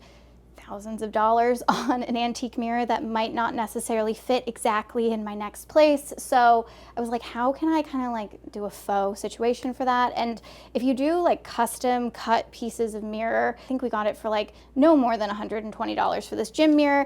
It's mounted here and at the top, and basically you can also put a piece of molding around it. Because we're moving, I just was like, I'll do it at the next apartment. But essentially I custom built, just got like crown molding and essentially built the frame from it. And then also just got a piece of like decorative molding as well that I put at the top. One of the key things whenever you're trying to do something that's like a gilded gold piece of furniture and you want it to look a bit antique, you always want to paint it black first. So you want to do like a matte black finish. I use like a chalk paint typically, and then do the rub and buff. And what that does is it allows the black to kind of peek through a bit and just give it a little bit more dimension. And I just love how this turned out. So it actually matches really well with the lighting that we have. And then this drinks cabinet or bar cabinet is also something that we DIY'd. This is actually an IKEA upper kitchen cabinet. And that was the closest thing I could find that fit in the space to a T. And essentially we added legs to it. I believe these are I'm gonna butcher it. I wanna say these are like the Queen Anne Queen Mary legs, something of that sort. One of the like, you know, essentially like 1800s leg styles from England, and I just, yeah, absolutely love that style. I knew I wanted to paint it black. I love black furniture, that's my hot take, because I also feel like when you're dealing with something that's like a, you know, composite material like IKEA, this was white originally, it can be really hard. You have to be very conscious of the color you choose to kind of make it look more elevated.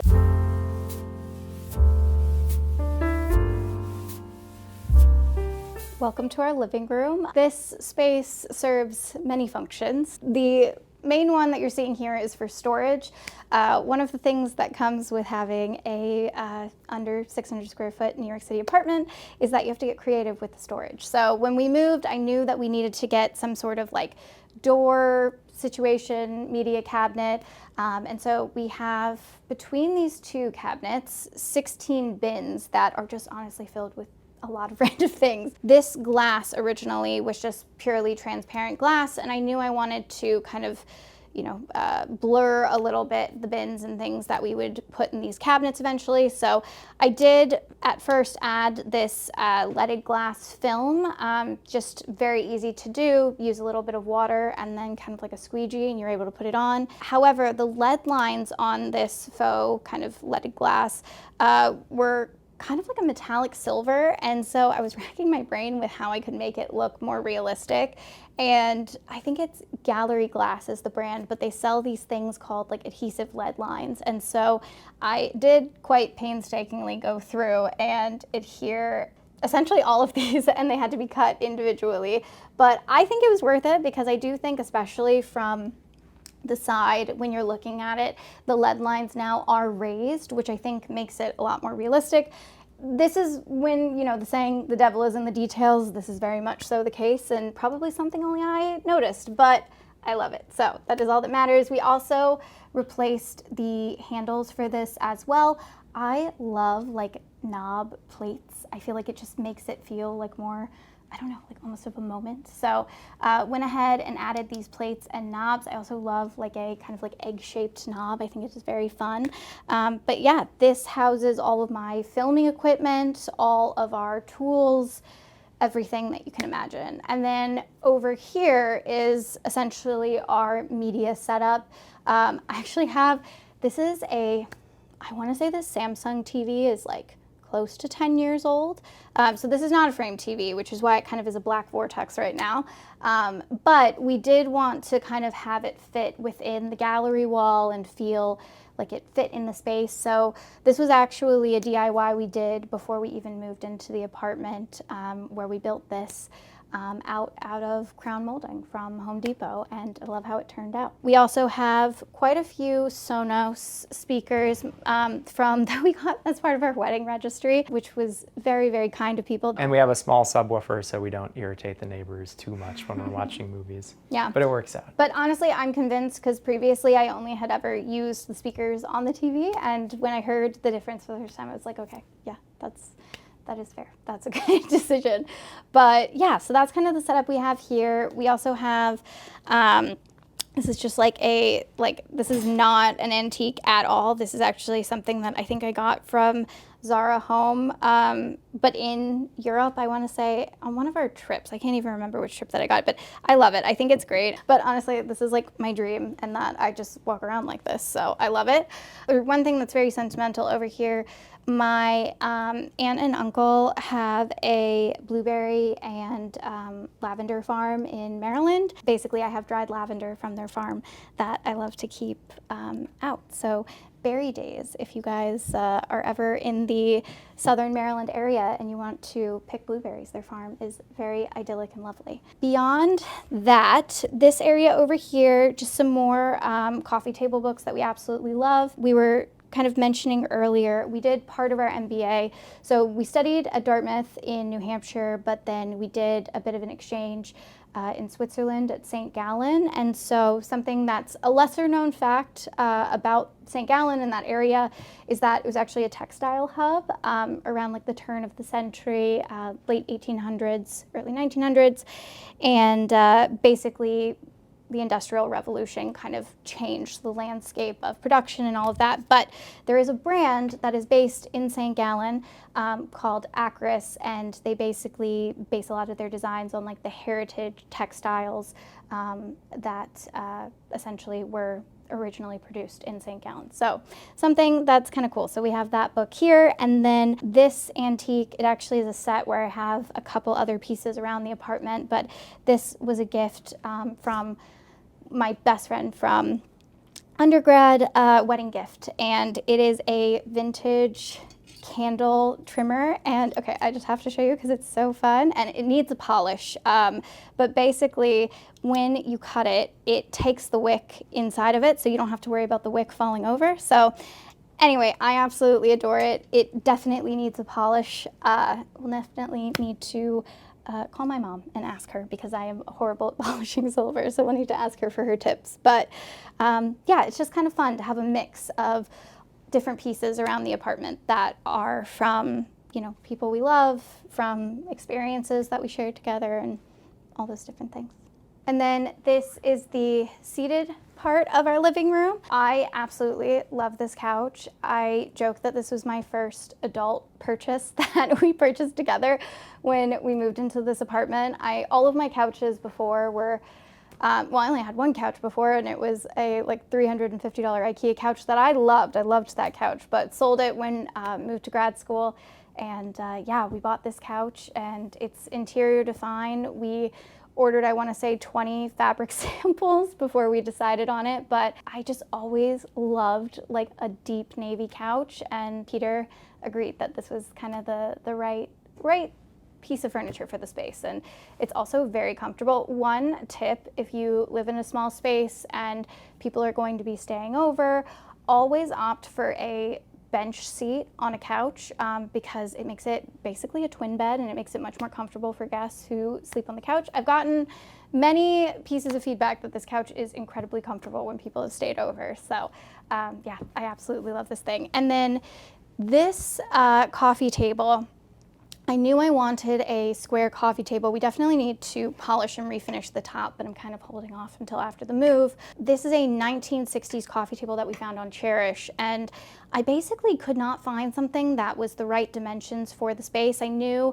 I wanted square, not too big, I wanted something with drawers, but kind of a bonus of this coffee table are these little activity pull-out shelves. They're just super fun, and there's one on this side and this side, so we've done like puzzles and things like that on this table, and I just think it's really fun. Definitely a lot of coasters, because as we learned the hard way, even if something is not wet or cold and even is room temperature, it can leave a mark on this table, so it's very sensitive. Basically, I got this tray at one of the markets in Notting Hill in London, and yeah, absolutely love this tray. I love like the little like feet on the tray. I'm a bit of a tray addict. I feel like we have so many serving trays and things, and I just love them. This was also part of the set of the wick scissors that I absolutely love, and we have another one in our bathroom, but this is where we keep our matchbooks from our wedding, just because we have so many of them, so I always give them to friends when they are here. And then this little urn vase is very special because we got that in Edinburgh. I think it was the day after that Peter proposed, the day after we got engaged. We found that, and I don't know what it is, but the urn shape for vases, you'll see we have one in our entryway. I just love it. I love like the pedestal kind of look to it, and yeah, and then these are just faux hydrangeas, because yeah, I love having flowers around, even if they're faux. We have kind of a mix of real and faux throughout the apartment, but I feel like these are pretty convincing, which I like about it. Other than that, in this space, have some coffee table books. Honestly, whichever design books I'm in the current phase of reading, I will put on the table because I'll flip through it. And then in the drawer, I have kind of all of my tabs, and so I'll go through, and when I see an image that I like, I'll put a tab on it. I do like to reference a lot of like vintage design books and things that are actually like a physical media, just because I think it can be nice to perhaps see something from like a different perspective that, you know, perhaps the algorithm isn't feeding me, and maybe I stumble across something that I wouldn't have necessarily seen before. Right here plays an insanely big role in this apartment. And honestly, the difference that it makes having it is, it just honestly can't even be, I feel like, properly explained. I knew that I wanted to have a screen to separate our kind of desk area. I work from home, and so I didn't want to see my monitor when I was relaxing at the end of the day, and just wanted to have that separation. But at the same time, a lot of screens are, you know, like a solid piece, whether it's wood, fabric, what have you. And so then you lose that light. And I still wanted the light from these windows to feed into the living room. And so I found this one at Anthropology, and I'm so sad because so many people have asked about it, and it is sold out now. But I have found some similar ones that aren't black, but like similar kind of style and shape. But yeah, I absolutely love, love, love this divider. We recently just got this landline phone. My grandmother had this exact style of landline phone, but it was a mint green one, and I used to just like obsessively as a kid play with it. I loved it. She would unplug it so then that way I didn't dial anyone. But I knew I wanted to get this style. But basically you can turn any landline phone into, I guess, like a connector phone to your mobile through this. It's cell to jack that I got on Amazon, but it connects to your phone via Bluetooth. And just kind of fun, like it'll ring and you can have calls on your landline, and I just really like the vibe. But I like anything that is kind of a vintage feel and kind of gives you that, I don't know, like almost in the moment feeling that a lot of vintage media, like physical media and just physical experiences, that can be a little bit harder, I think, to experience. And intentionality of like calling someone on, you know, a phone like this versus just clicking a name on your iPhone. And then this is our little desk nook. Honestly, I feel like it was a case of just optimizing for a desk and a chair that kind of fit in the space. I wanted to bring in that rattan work and kind of make it continue to kind of have those similar elements throughout the space so that it all kind of felt cohesive. But we actually recently added this because this area was getting way too dark at night and I needed additional lighting. I love, love, love this sconce. And it's a plug-in sconce, and I feel like it covers the cord very nicely. But yeah, not really the most interesting area. I feel like there hopefully will be a bit more of an elevation to my work from home space, I think, in our next apartment. But it does the job, and it doesn't, you know, take over the space. So I'm considering it a win in my book. I think for me, where my love of interior design came from, my parents are very big DIYers. So I think I had a paintbrush in hand helping my mom paint, you know, different rooms in our house probably as early as like 5 or 6. So yeah, I'm also an only child, and so that was something that, you know, instead of playing with other siblings or anything, I was a lot of the times helping my parents. So learned a lot through osmosis and watching them and assisting, and that's definitely, I would say, on the renovation side. But for the interior side, I'm a very visual person, and I feel like ever since I was a kid, it's like something feels right or it doesn't when it comes to visuals. I was this weird child at the age of like 8 commenting on the building materials of like hotels, being like, why did they use siding? This looks weird. And my parents are like, why is this happening right now? So it's something where I feel like it's just has always kind of been an innate thing, and that has kind of lit a fire in me. And it's been something I think really fun to do together, because when we came to this apartment, we really didn't have much furniture because we had both sold a lot of our furniture before grad school. And so most of the furniture was something that we picked out together, which was really fun. Yeah, and I guess in terms of my inspiration, my parents have always had an emphasis on using space very efficiently. I remember when I was a kid, they were looking at doing some sort of renovation to our house, and they bought this book called The Not So Big Home. And the whole emphasis of the book was, how do you use every square inch of a house and make it beautiful and livable, even if it's not a big mansion, large space, etc.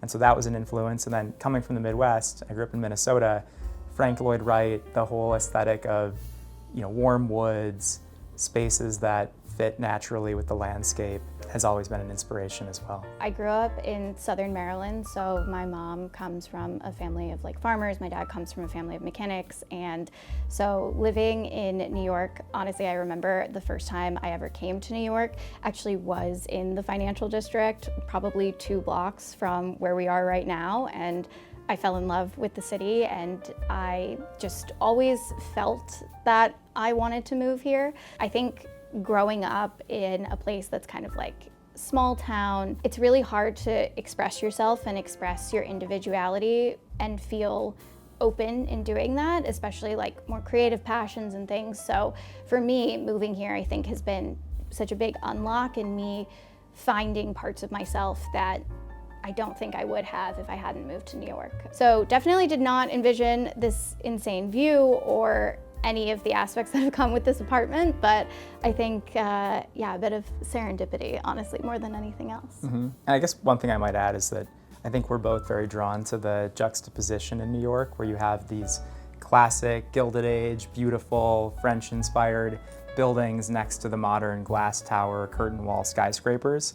And this building that we're in is obviously very much in the latter camp with the Frank Gehry, modernist sort of design. Yeah. But we love the classic look, and I think, tying it back to my upbringing, growing up in the Twin Cities in Minnesota, you have St. Paul, which is the sort of classic, trading hub, milling hub, agricultural sort of city in its origin, next to Minneapolis, which is more of the glass skyscraper, more modern sort of development. And so we like to bring the old and the new together, and I think New York is the perfect mix of those two attributes. Yeah.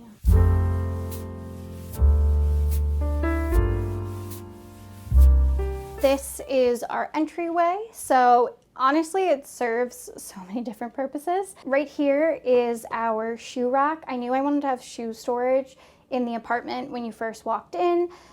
So we actually completely DIY'd this. So you can see the very questionable paint job on the inside. But this was just something that we got from Amazon, and I essentially found it because it was not too deep, and then it fit perfectly on this wall. We added legs to it that are hanging on by a thread, replaced the knobs, but I think it turned out really well in the end. This is just, simple mirror. And then these are actually hardwired sconces that we bought, but we put battery operated lights in them. So we just trimmed the wires down a bit. So we'll keep them in future apartments. But it's great because they're fully operational, but I think they just have a really nice vibe to it. It's almost like an Art Deco kind of blown glass look, which I really, really love. And then we have a vintage mail holder. So I'm horrible about opening mail and being organized with it, so I will just grab it and put it here, and then Peter is very helpful with that.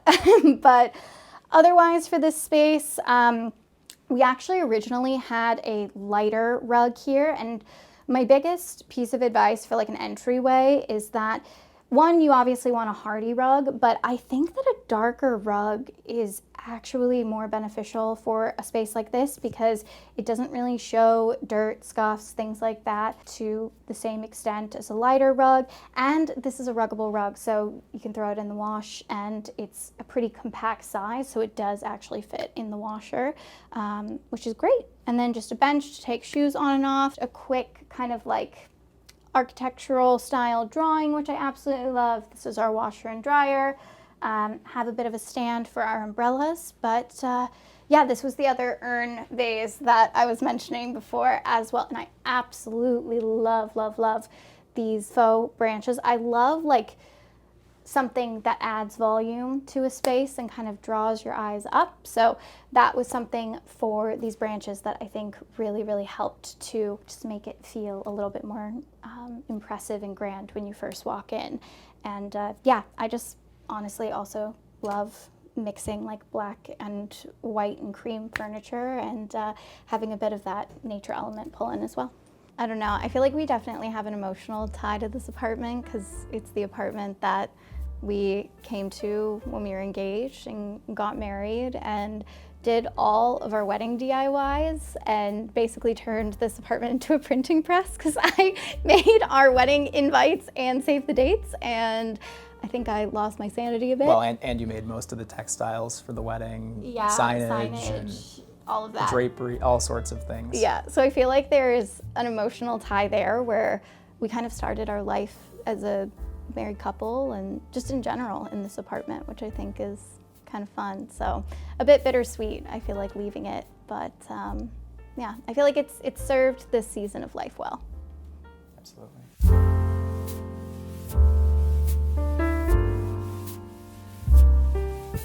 Welcome to our bedroom.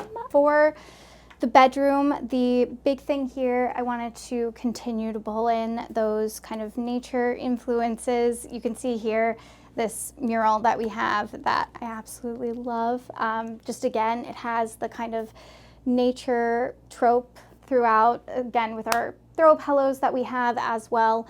I wanted this room to feel very relaxing and bring in a lot of like taupe and sage and creams and whites. So that was kind of the palette that was established for the space. Yeah, I found this after the fact and just absolutely loved it. And then with the rest of the space, it's really just a case of kind of also is functional as well, in addition to being very, very pretty from certain angles. Basically, hat storage is very limited in New York City, and so this is I wish I could say all of my hats, but part of my hat collection, the ones that can't be stored via flat pack. But I love a good baseball hat that is just like kind of dorky and I don't know, like fun. So I grew up with beagles and I love, love, love beagles. So I have like a beagle one. I have, this one is super fun because it's the American Museum of Natural History, and it's a T-Rex, and I'm just like, that's so fun. So I just get really excited having like slightly quirky baseball hats. This one is my favorite. I love Dalmatians, so I have this one as well.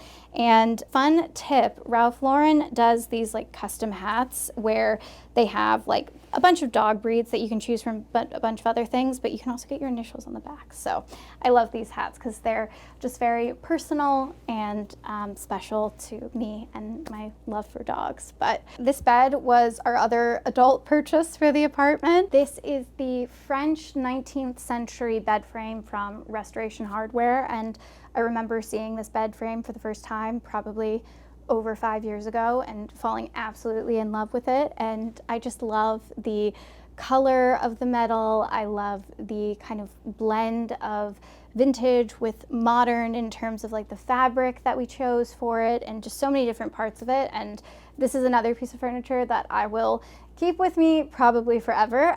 This will be in our house for many, many years. So we did make sure when we were looking at new apartments that any new apartment when we moved to would be able to fit the bed frame. So that is something. And thank God we're getting movers because I don't know how to take this apart. So we'll see how that goes. It's in a lot of, I would say, kind of like the like French style of having a lot of mirrors in the home and having it kind of as part of the wall, where you'll see it where the mirror is set above the nightstand. And so I really loved that look. You can see some of the holes from our less than successful initial attempt that candidly I have not had the energy to fill, but I absolutely love this. The nightstands are not my favorite, but what realistically was the case was that this is a pretty tight bedroom width-wise, and so we couldn't fit a standard size nightstand, and so I knew we were going to go smaller and we would replace them within a few years. So we did go kind of more budget friendly on the nightstands. I want to say these were under $100 or maybe $100, but I did switch out the hardware just to kind of elevate them a little bit more. But I really, in my perfect world, these would have been like a rich walnut wood. I think would have been so beautiful in the space. So who knows, maybe I will find my dream nightstands for the next apartment. But other than that, a couple other functions that this space serves. We have my closet here, which I will not basically burn your eyes with the chaos that lies within. But we did go ahead and put that molding as well on these doors. You'll notice I did not paint these, again, because we have a lot of whites in this room, so I was okay with the basically difference in tone. And candidly, I knew that we were moving in less than 6 months when I put these up, so kind of had the thought process of good enough. But yeah, I do love this quite a bit. And then this is an interesting one because this area over here, with the size of the bedroom, we actually couldn't fit a dresser. So we don't have any like drawers or anything for closet storage, which it poses a challenge. And so I had this bookcase, I kid you not, this Billy bookcase from IKEA I have had since undergrad. So this bookcase is over 10 years old. And it has come with me in so many moves, and it is so like wonky and rickety and not level. The doors are slightly uneven, but it serves its purpose and it's very helpful. But basically what we created is a series of bins that we have in this Billy bookcase and then this tall version of the Billy bookcase. And we just have bins for all of the bits that we'd want to put in drawers. In our next apartment, we are getting a dresser, and I'm very excited. So this is very much so, I think, a frustrating solution, but it works. I have this beautiful lamp that is part of Josh Young's collection with Williams-Sonoma. He is an interior designer based in DC, where I lived for a number of years before moving to New York. My family's from Maryland and kind of like DMV, DC area, but he has the most beautiful, beautiful taste that's like blending modern with American colonial, and this wrought iron lamp just really spoke to me, and I absolutely love it. So this is one of my favorite pieces we've added more recently. This is the vanity section of our bedroom. Basically because our bathroom is a little bit on the tighter side, I knew that I wanted to have just an area to get ready, do my hair. There's an outlet here, thank goodness, so can plug in my hair dryer, do everything here, makeup, all that jazz. And yeah, I just really love it. This table right here was one of the few things that I brought with me from past apartments, and yeah, it served a lot of purposes. It was my nightstand at one point, and now it's my vanity table, so I love it. A couple things for this space.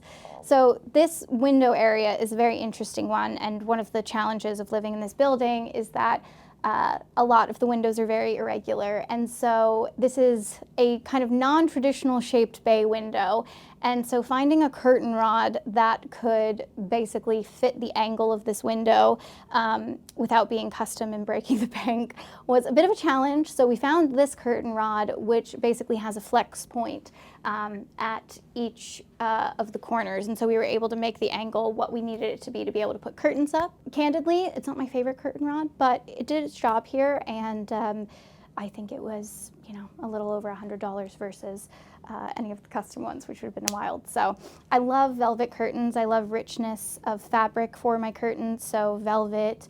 I'm sure you saw in the bathroom, the curtains there. Those are actually just normal curtains, and then we have a shower liner, but they're a linen triple pleat curtain.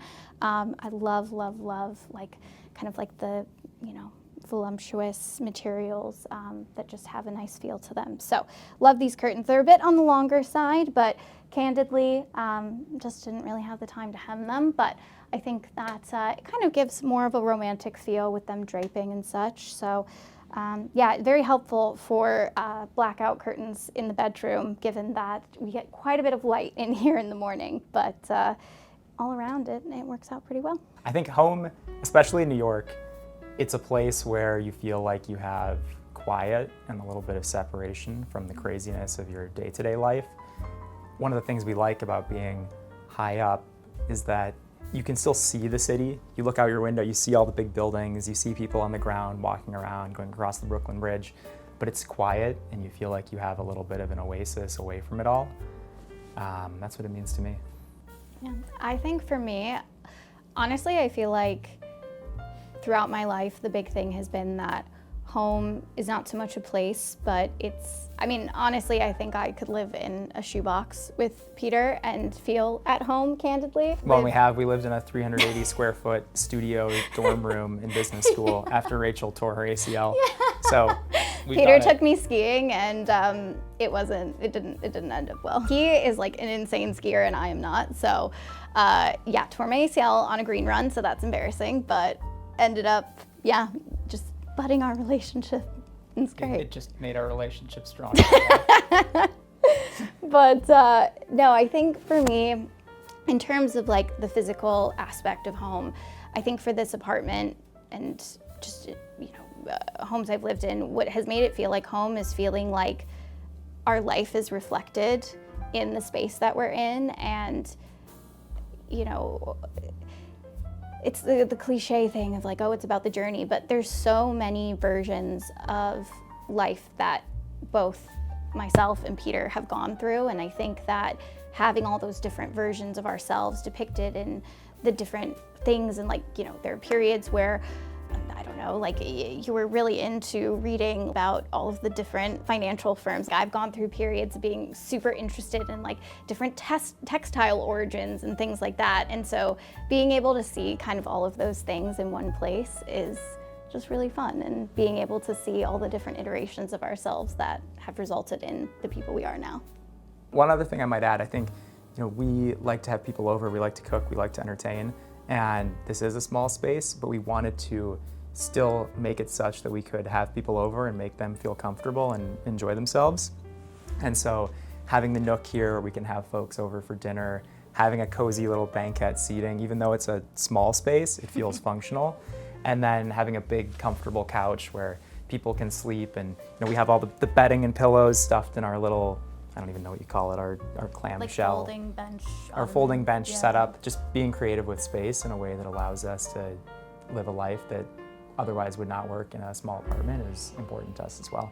Thanks for watching. Be sure to go to Homeworthy.com for exclusive content, shopping guides, and so much more. I live here with my husband and my 2 kids. They are 8 and 5. It is a 1-bedroom. It's about 700 to 750 square feet, depending on who's counting. This home has given us freedom. It's given me freedom to say no to extra work because I want to spend time with my kids. It's given us freedom to take our kids to like international places because that really matters to my husband and I. And if we had all of our income tied up in a bigger apartment, a 2-bedroom apartment, there's no way we could do that. I love when my kids will say, I love our home and we're proud of our home and this part makes me feel so special in our home. And I think that's just like the ultimate reward of getting to put so much thoughtfulness into our space is their joy and how they perceive growing up here. You're watching Homeworthy, where we believe every home has a story. Hey Homeworthy, I'm Khrystyne. Welcome to my 700 square foot apartment in Manhattan. Come on in.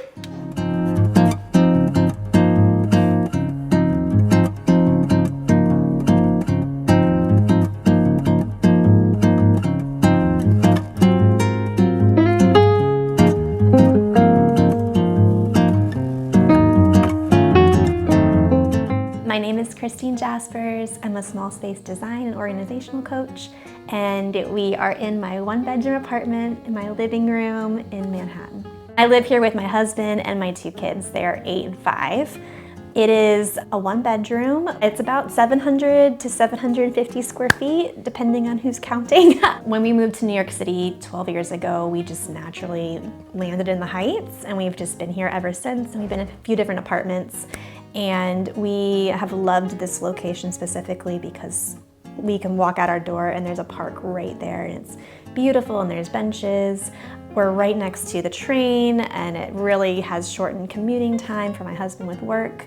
And we've just fallen in love with the community that's in the Heights and getting to raise our kids here. We bought this apartment in the end of 2020. Everyone else was fleeing the city. And so our neighbor said, well, you should look for a 2-bedroom because you're pregnant and having your second. So we just kind of put out feelers, and a realtor said, hey, this is not a 2-bedroom, but you should come and see this apartment. And we came and saw it, and I fell in love with the layout and the lighting. And it was a 1-bedroom, but there was just something about it that seemed special. And so we put an offer in, and they met the offer and accepted it within 12 hours, which we had not experienced in New York City. It just kind of felt like this New York City miracle. And then we started the process to move in.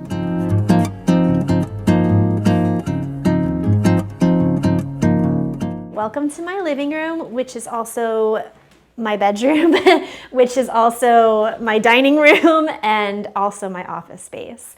So we fell in love with this room. It's really beautiful and big and bright, but with the size of it, the challenge was we have to make it do all these different things and feel authentic and genuine in that. This zone is by day our office space. We use this, my husband will work from home here, I work from home here, and then I use this hutch to keep our office supplies in. So after we're done with work, we can tuck things away. And then this becomes, when the kids get home, our dining table where we have our meals. That was really important. And actually a lot of families in New York, I've discovered, they don't have a designated space to have meals as a family. And so creating that space is really important, and it was important for us. And so that dual purpose of office and dining was something that I really felt passionate about creating in our home. I was nervous because that's my bed and that's my desk. I was worried about how messy it would feel, would it even work, and it does. So this is our Murphy bed. People think it's crazy, and I think it's crazy that you might live in an apartment and not have a Murphy bed. It just seems like a no-brainer now that we have it. This one is from Breda Beds. You could pay for the installation through the company, which was worth every penny that I paid because it just was peace of mind. The installation was something I was really nervous about, and also the safety of it being anchored on the wall. So I wanted a professional to handle it, so there was no concerns. Again, it's nice and white, and it flushes right with the wall, so it feels like it's really purposeful in the space. It doesn't feel like, oh, you put a bed in your living room. It's really easy to pull down. You can pull it down, put it up very quickly. Our bedding is in there, and the one thing that you have to think about when you get a Murphy bed is the footprint into the room. So it actually has the perfect footprint where when you fold it, it lands right here. So you just put it down and put it back up, and it makes the room feel so much bigger. I think I calculated it. Putting a bed on a wall increased our square footage by 30%. And that's huge. That's a huge piece of square footage. So it just kind of seems like a no-brainer because it's a piece of furniture that we wouldn't really use throughout the day anyway. So why not just put it up and put it down? Before we moved to New York, we had no furniture. And my husband, he was at a vintage, like an antique garage sale in upstate New York, and he found this and he texted me a picture of it. And he's like, it's skinny and it's tall and it's really cool. I think we should get it. And it, for the past 12 years, has come from apartment to apartment with us. It almost got cut in this apartment because I was having a really hard time figuring out where it worked in this layout. But now that the table is here, they really flow together, and it's also a great spot for his record player. The kids and him love putting records on for meals. And then this rug here, my grandpa is Afghan, and so my grandparents gave this rug to my parents, and they had just had it in a corner of their house, and so I begged them to let me bring it back, and I love it so much. I think the things that we bring into our home when they have history and story that's meaningful to us, it adds this warmth to us, to a home that you can't ever like put your finger on, but it's there because you know like it actually meant something to you versus I just found this and brought it into my home. This window faces north. It has great natural light that comes in. It has the beautiful trees now that it's nice outside. One of the challenges of having our bedroom in here is we've really wanted to create a place that's calm and soothing for us, and it's productive when we're working, but it's also calm at night. And so the natural light is great. And then we have the plants, and then we chose not to do curtains because there's not really enough space at the top, and you kind of want that margin. It looks too tiny. So we did these blinds that go up and down, and I love them because it allows the light to still pass through, and it keeps it cooler during the summer because it keeps the sun out, but you can lower them so you can have as much light or as little light. These are just some old mason jars that I had found when I was younger, and I love to go treasure hunting on the beach. I studied abroad in Guam, and there was tons of cool sea glass and pottery, and my friends and I would go, and on the weekends we'd go on the beach and collect treasures. And so over the years of just me as an adult, I put them in here. And now that I have kids, they love to treasure hunt with me. And so they get to bring back treasures and add to the ones that I've had. And then this one is actually pink sand from Bermuda, which who brings home sand? That's me. Like I brought home a whole thing of sand, but it was just this really special, unique color that's only in Bermuda. And so it's just kind of like, it's nice and it's decorative, but it all is connected to memories and trips that we've taken as a family. And It's also an excellent sensory play activity because the kids sometimes will pull it down and they'll just go through it and they'll play with it. We'll put it in the sand. It's just kind of like a bonus decorative feature that's also something that kids can enjoy and interact with when they want to. This painting is pretty new in our living room. We've done tours in the past and we actually didn't have this, so it's new for this tour. A friend of mine is an art consultant, so she helps people find art for their home. And so she worked with us and my husband and I was gonna get a print. I was like, I don't think we can afford a piece of art. And she just kept telling me, no, you can do this. I'm gonna help you find it. And so she found this piece of art through a secondhand refurbished store. I think it's called Green New York. I'm not sure. Don't quote me on that one. But it's in New York City, and she helped me hang it. And it just, my husband sat down when he came in and said, I never thought we'd be able to have art in our home. And he loves it. Like, he really loves this piece. And I think it's soothing and calm again. It keeps the energy low because we're living and sleeping in this space, but it's just so relaxing and thoughtful. And just the story of her working with us to find it is really special. This piano was actually a birthday gift to my kids. I share a lot about experiences and how you don't need all this stuff, and kids really thrive with experiences. And I played the piano all through my childhood. I competed in high school in classical piano, and so it was a huge part of my childhood. And I wanted to have that for them. Like, when you think about maximizing space, putting a piano is not like the best way to maximize space, but it really felt like it wouldn't be my house if it didn't have a piano. And so we asked all the family members, if you're gonna contribute toward a birthday or Christmas gift for any of us, will you give us money to put toward getting this keyboard together? And so my son started taking piano lessons and he plays. And again, it feels like home, like it wouldn't be my house if we didn't have a piano. This metronome is very special. This sat on my in-laws' piano for years. It's my husband's grandpa's. He was a violin prodigy and went to Juilliard, and he was just phenomenal. And my mother-in-law passed away last year in March.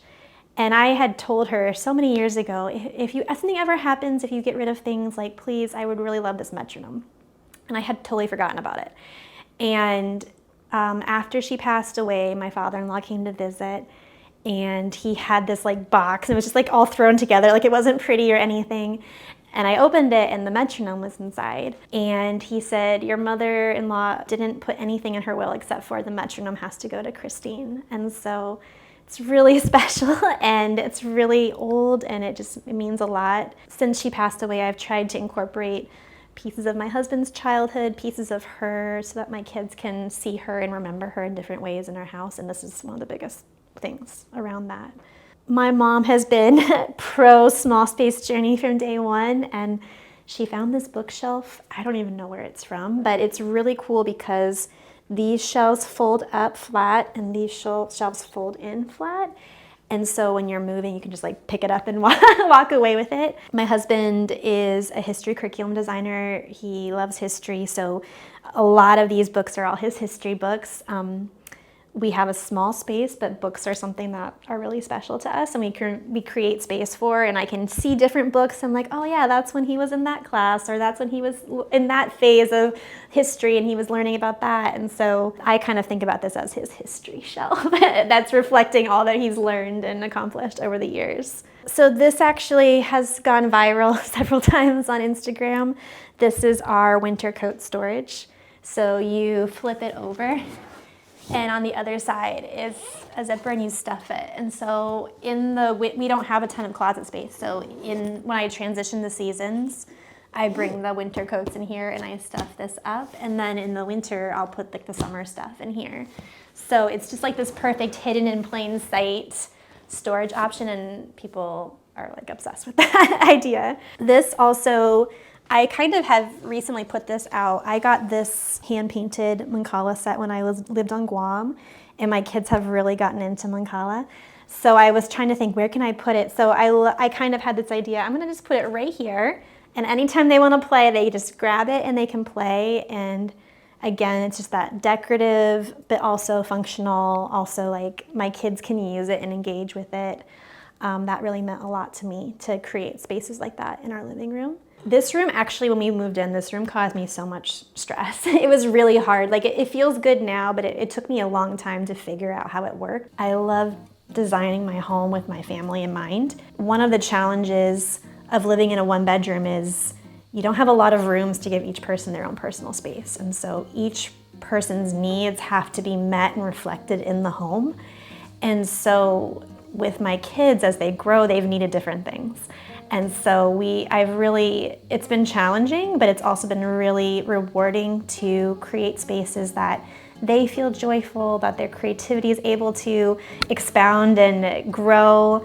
But then my husband and I also love living here. We love, as adults, living here. We love having friends over. We love hosting people, and the two of us just being here. And so that challenge has also been super rewarding. And I love when my kids will say, I love our home and we're proud of our home, and this part makes me feel so special in our home. And I think that's just like the ultimate reward of getting to put so much thoughtfulness into our space, is their joy and how they perceive growing up here. My background is early education, so I worked as a kindergarten and first grade teacher, and I also did special education.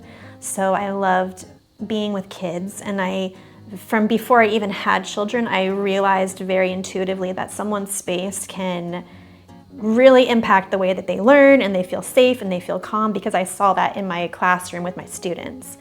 And so I think that was like that first spark of the correlation of, if a child feels happy and safe, they learn. Our classroom is more joyful. And then when we found out we were expecting our first, we were living in a much smaller apartment, and we were trying to break the lease to move into a bigger apartment, and they said it's going to cost you $5,000 to break this lease. And I panicked, and I was like, there's no way we can add a child to this 400 square foot apartment that we're in. And that moment of panic kind of was this catalyst point of, do I continue with this narrative that everyone tells you when you have kids, you need more space, you need more bedrooms, they must have this, they must have that, or do we swerve and figure out a different way to make this work for us? And so we had the baby in that apartment, and it was the greatest blessing, because it really showed me more than all this stuff, he really just needed us. He needed me, and he needed to be with us and to feel safe and protected. And that was such a great moment, because it protected us from just having so much stuff that we couldn't see the possibility of our home. So that was just that beginning in the journey, and then just sharing with other people my struggles in a small space with having kids, and the struggles depending on the season and their age. It changed and it morphed. But that kind of just began this journey of people coming to me and saying, Khrystyne, what would you do with this? Where would you put this? And so I kept sharing more and more, and eventually created a job for myself, which is helping people reimagine what's possible in a smaller home. Some of the biggest difficulties I see people doing with their space, whether they have kids or not, is you are asking your space to do too many things.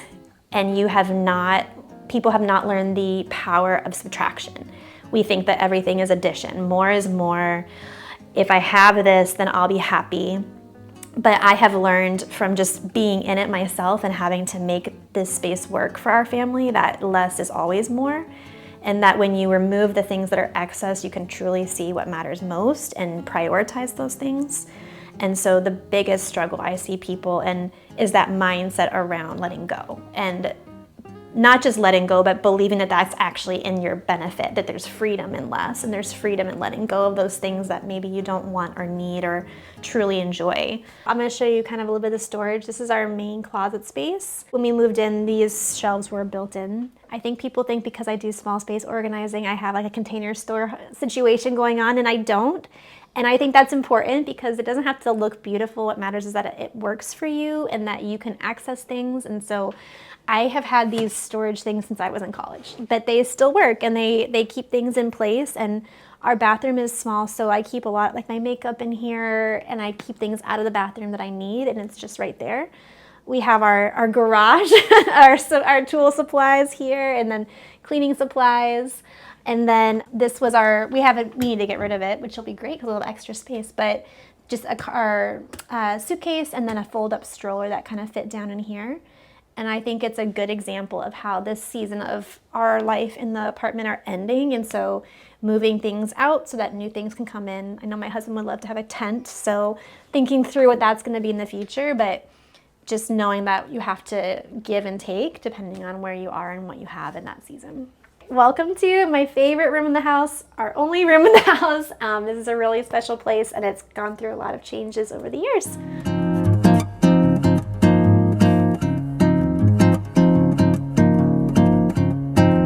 When we first moved into this apartment, we had a full-size bed in here. My son had this trundle bed that rolled out that way and we could fold it back up. And then my daughter had a mini crib here, and then the bed was over there. So, and it still felt like a good-sized room. The day we took out the bed, I felt like my apartment doubled in size. It truly felt that big. So we originally, when we moved out of this room, they were still in the trundle bed, and then the crib ended up going over there. When they were 5 and 2.5, we found out I was expecting a third, and I went into panic mode. And so, okay, we have this 1-bedroom apartment, and now we're having this other baby. Like, what are we gonna do? And in that process, I decided, okay, we're gonna do bunk beds. And this is the bunk bed that I ended up deciding on because my daughter was 2.5, so I needed a space where she could roll off the bed and not die.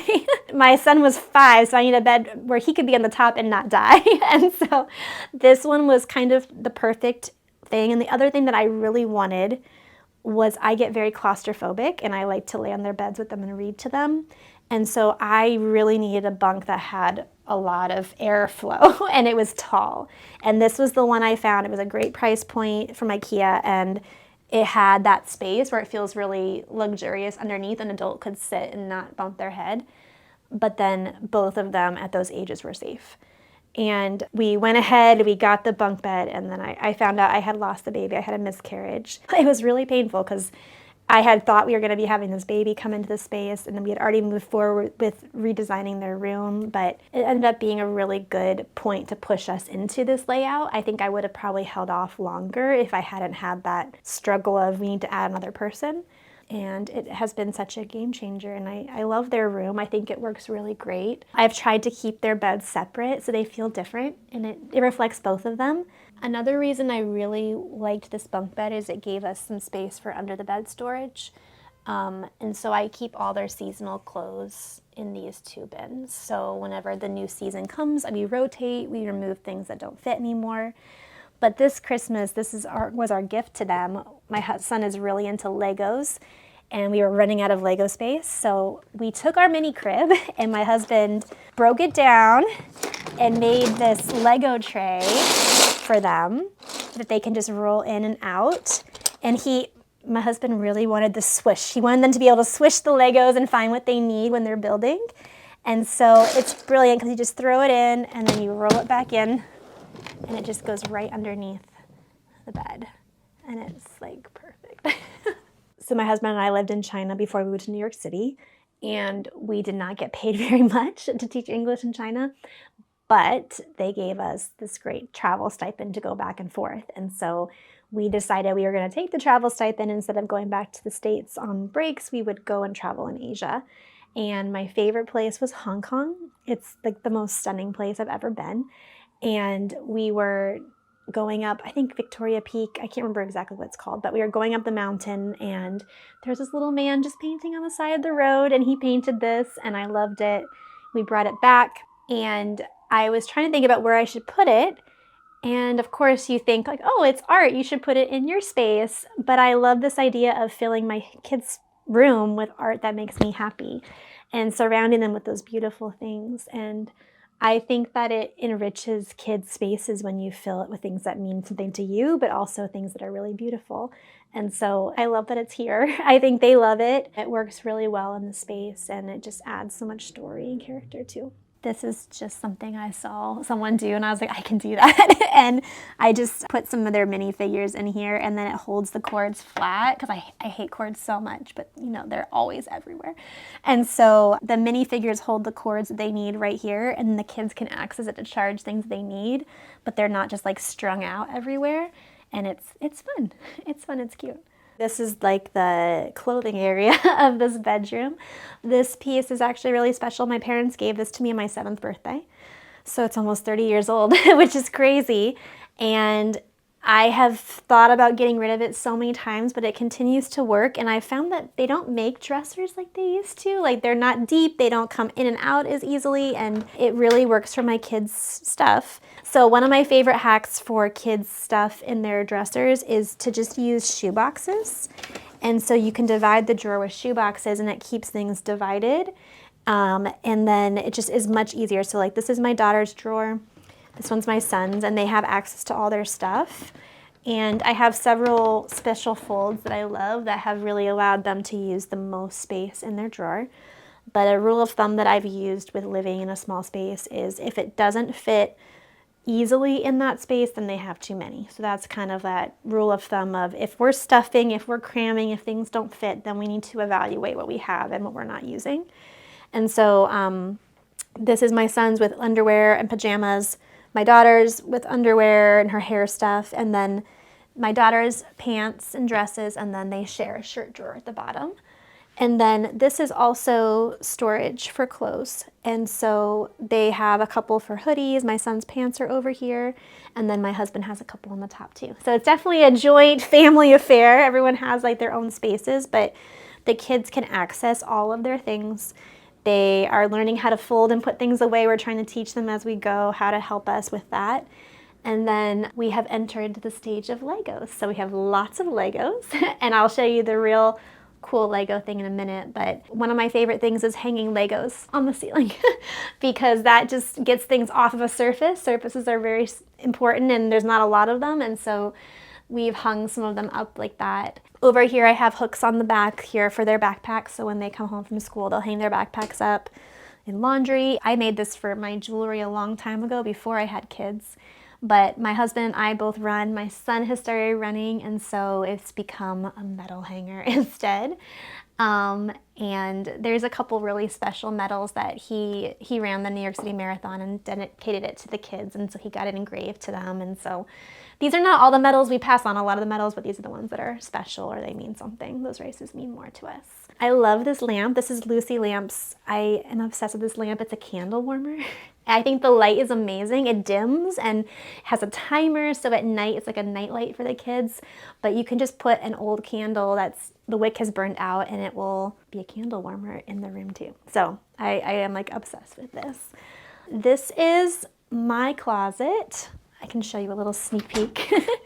It's a good sized closet, but it does have to serve as all my clothes are in there, and then all the extra stuff. So that's a challenge. And eventually a next phase of our apartment would be to customize it a little bit better so there's not so much wasted space. And then my husband, he's so generous, he uses the tiny closet, but I got this door storage from the Container Store. So he is an ultra runner, and he had all his ultra running stuff in the bottom, and I used this, and this is all of his running gear, and he loves it. He calls it like his little bat cave because he can go in here, and when he's going for like an early morning run and pull all the stuff he needs, all his nutritional stuff is up there. And yeah, it works really well. And then as you can tell, it's not like a huge closet, but we've been able to maximize it pretty well. And then he's very generous to take the small closet and give me the bigger one. So this is our kids' toys. This is all of it. This is most of the toys that we have. There's a couple pieces in other places, but this is the big workhorse of all the toys. I taught kindergarten for several years, and we had a really great blocks program. So when I went into motherhood, I knew I wanted to prioritize open-ended play and open-ended toys. And so these are all divided out categories. So this is, this one is the one random bin. That's the first one that has like a track and things that don't quite fit. And then we have blocks, wooden blocks are in here. They have train tracks in this one, magnet tiles, which is their favorite, in that one. And then recently I bought these dividers to divide these ones into separate drawers. So this is animal figurines are in this one, and then a couple different types of blocks in this one. And then this is pretty new, but they're loving this. As my kids have gotten older, I've been trying to create more individual spaces for them where they can feel their own personalities. And so of course their beds are that, but I made these individual drawers so they get to choose what they have in them. So this is my daughter's, and I put a special wallpaper in the bottom for her so it feels like hers. And then I did the same thing for my son. And it's actually been so sweet because they'll kind of put their own things in there, and then it kind of gets overwhelming, and we have a moment where like, oh, let's go through this drawer and let's evaluate, and they'll say, oh, I don't want to keep this anymore, and they're just kind of naturally learning those habits and routines, which is really cool to see as a mom. And then this is just like random like figurines, so the stuff that they will play with the blocks and with the magnetiles. And everything is very easy for them to access. They can pull these out and take them into the other room. They do that a lot. They'll build cities in the living room, and then when they're done, they'll put it back in, and then they'll carry it back in here. And so I think that that's so important. I think the divided out is really important, the clear categories, because it just removes guesswork for the kids. Like, they know exactly where that thing is, they know where it goes, how to put it away, and they feel confident with that. Very rarely will they come to me saying, Mom, where is that thing? Because they know that's where it goes and it should be in that spot if they put it there. You can probably tell this room is a lot more colorful and imaginative. The other room is more calm, and that was intentional. I wanted this room to be the room that's created and where they get to play and imagine. There's more colors in this room versus my room. I need to sleep and relax, so I wanted that to be more calming. But I do love the colors. We spend so much time as a family in this room, laying on the rugs, reading and building and playing. Sometimes someone will be on the bed listening to something, and then the person will be on the ground. Like, it's really, we all live in this space together. And the rugs were kind of I stumbled across the rug situation. We had both of these rugs before this apartment, and they just were too small. They didn't work at all in this apartment. But when we put the bunk beds here, we kind of realized we had two different sections. We had like the play and the dressing area, and then of course the sleeping and the reading area. So I just layered the rugs together. I did not buy them to layer them together. They just kind of worked that way, and I think it's perfect. It really kind of just flows, and it makes the room feel really cohesive versus having a huge rug. That would have cost a lot of money and would have been just kind of one spot versus two more divided areas. I love this room, but it has this challenge of it had this weird divot. And then if you see here, it has a divot with a window with a radiator. So it's kind of like a big part of the room, but it's a little bit wasted. And if you put anything here, it's going to stick out more because it's further into the room. I love books. Books are my weakness. They're the thing that I really have a hard time saying no to. And so I had this idea, why not cut and customize the bookshelves to fit the wall? And so my brother helped us cut it and install with the brackets. And then I had this idea, because we have this weird just little area, why not have a long shelf that goes along the bottom for the kids' books? So my daughter, when she was a baby and was crawling, she could just crawl up and pull the books that she wanted right off the shelf. And so it just kind of evolved into this, and I think it's a really nice statement piece in the room. And books are something I'm willing to make space for. It really mattered more to me to have books around my kids than lots of extra toys. I actually read somewhere that if a child grows up with even 80 books in their home, it can increase their literacy skills. Like, just being surrounded by books naturally helps kids with that, which I didn't know until recently, but it makes sense. And so these are a combination. These are more of the books that are like childhood books or fictional books. It's been cool to see my son, as he's learned to read, he starts moving up the shelves and he sees books on the higher shelves that he's more interested in now, and he can read now. The Yoda player is like hands down the thing that every parent should have for their child. It plays stories and books. My son listened to Charlotte's Web, and Meryl Streep read it. And there's no screens. You can just literally put the card in, it plays, and he can take it out. It's such a game changer for reducing screens and giving them independence over what they want to listen to. When I walked into this room, this window was like, this is what sold it. When I saw this window, I said, this is the apartment I want to live in. It's not bright today, but there's beautiful sunshine. There's trees, and then I have like these crystals here, so when the sun shines through, it like sparkles all around the room, and I am obsessed with it. We have this bird feeder. We got this for my daughter for her birthday.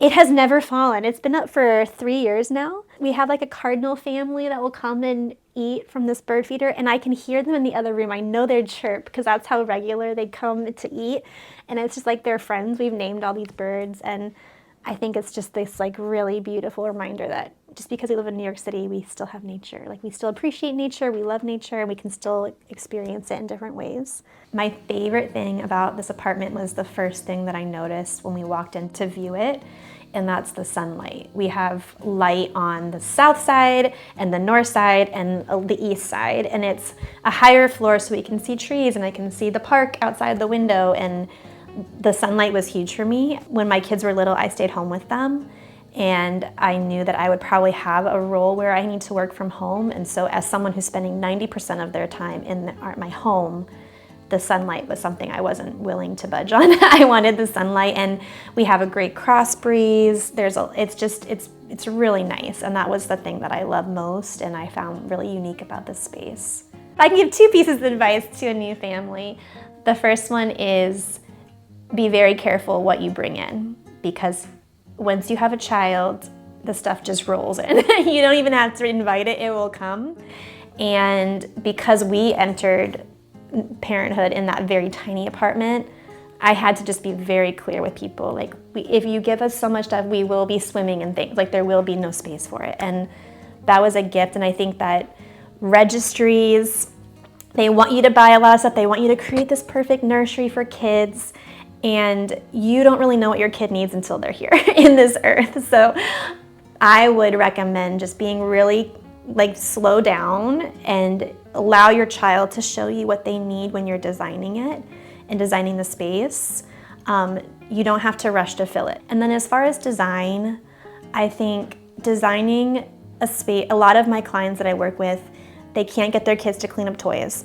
They can't get their kids to put away their things, and then they come to me and they say, well, they just don't want to clean up. And I walk into that space and I say, well, if I was a kid in this space, I wouldn't want to clean up either. I'm overwhelmed. And I think the education, the educator in me wishes parents knew that if you design a system that is geared around how kids think and how they play, you're going to increase their desire, increase their opportunity to clean up and the capacity that they have to do that. And so whenever I'm working with someone with the design, it's always about, okay, does this feel easy to the child? Is this accessible? Do they have to like think 5 steps ahead to do it? And making it just a very easy yes and simple, and removing those barriers. So having toys that are super accessible, having them divided out so it's clear where toys go and they don't have to guess or stuff things away. A lot of parents in small spaces express that they feel like they're living in a daycare. And so I think those 2 habits of just start with less, just start really like protect that, and then also be really strategic with how you set up a space for kids, because the way you set it up can increase the capacity the kid has to respond in that space. I think, and maybe it is just the teacher in me, but I just think kids are capable of so much, and as adults, we're the ones who hold them back. And we hold them back with how much we give them to manage, and they're overwhelmed, and we hold them back with just designing a space that makes sense for us as an adult, but not for a child. You can teach kids things that you don't think that you can teach them if you give them the right tools and skill sets to help them.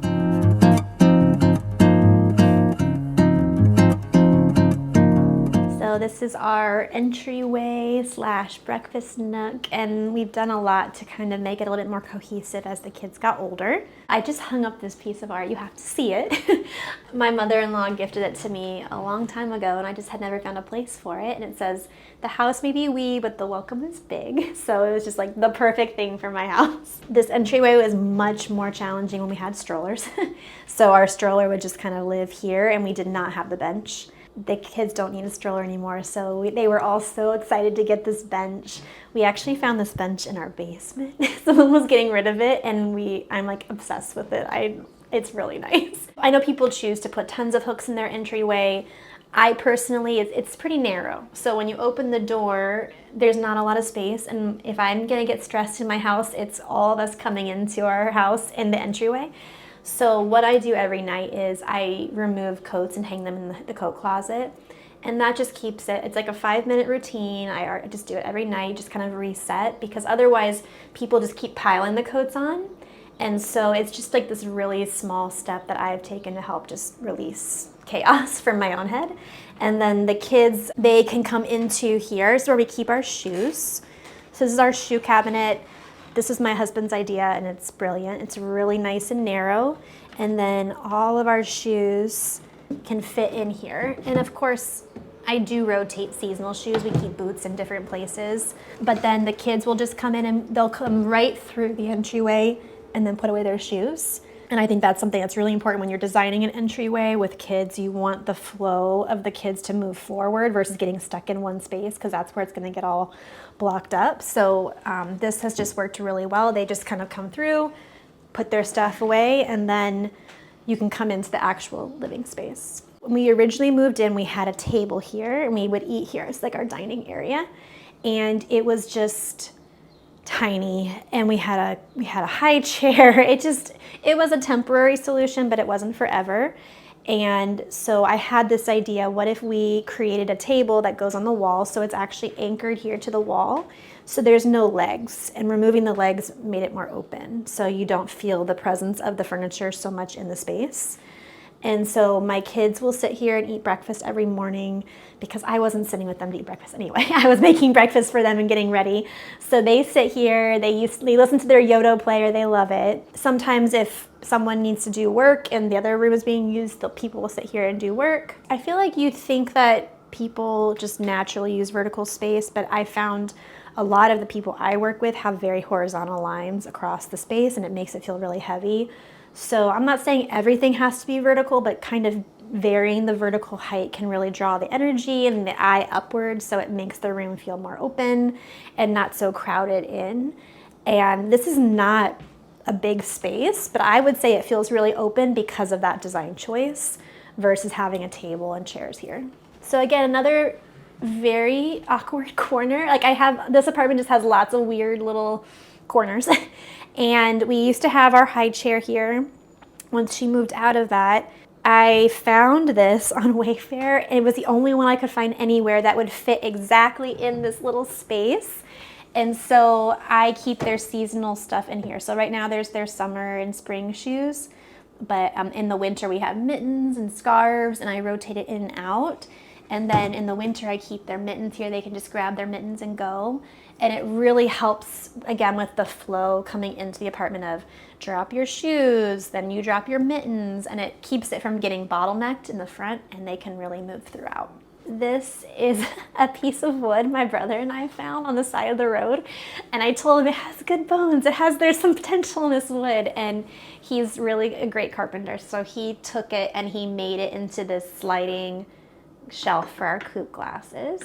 And it's really special. I think about him when I see it. And then this also, we got this on our trip to Honduras, and his name is Fernando.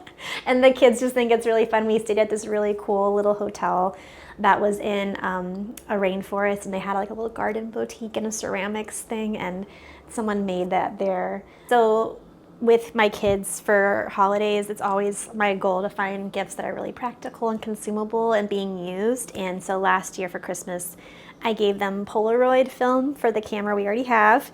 And then I found these really cool little magnets on Amazon that they can stick their Polaroids in, and then it just holds them. I had been looking for somewhere to how to display Polaroids in a nice way for a long time, and these were really simple. And so that was their gift, the experience of taking the photos and then a way to put them on the fridge. And so of course they love to come and arrange. They're arranged by me right now, but they love to come and arrange them in their own ways.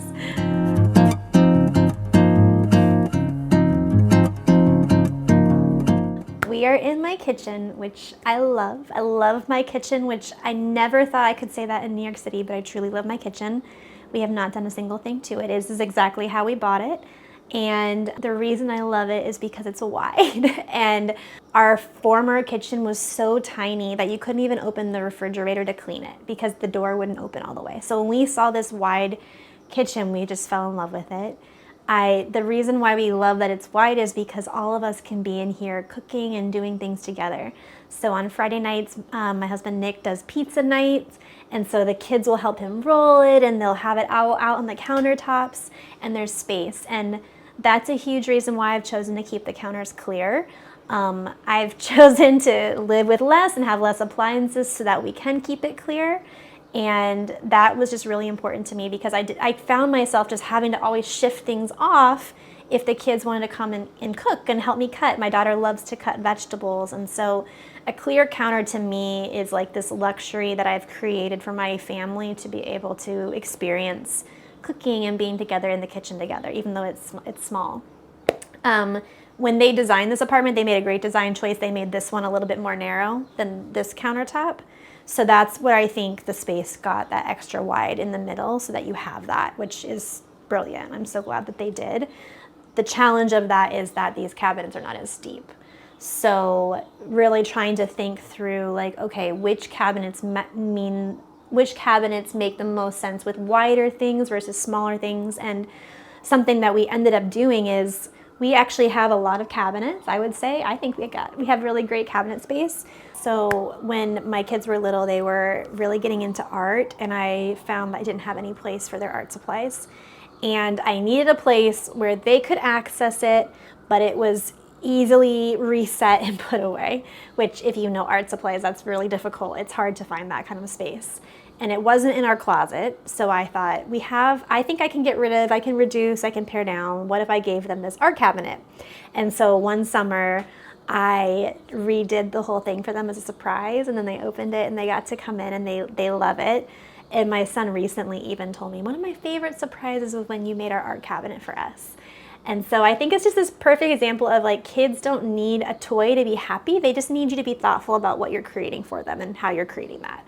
So this is super ghetto here, but I just put taped on a filing folder, and this is their projects that they're working on or they've completed, and we go through this and we reset it when it gets full, and they kind of work through and we evaluate what do you want to keep versus store versus get rid of, and that process versus the product. And it's been really cool to see them learn those skills, and actually they're really good at doing that.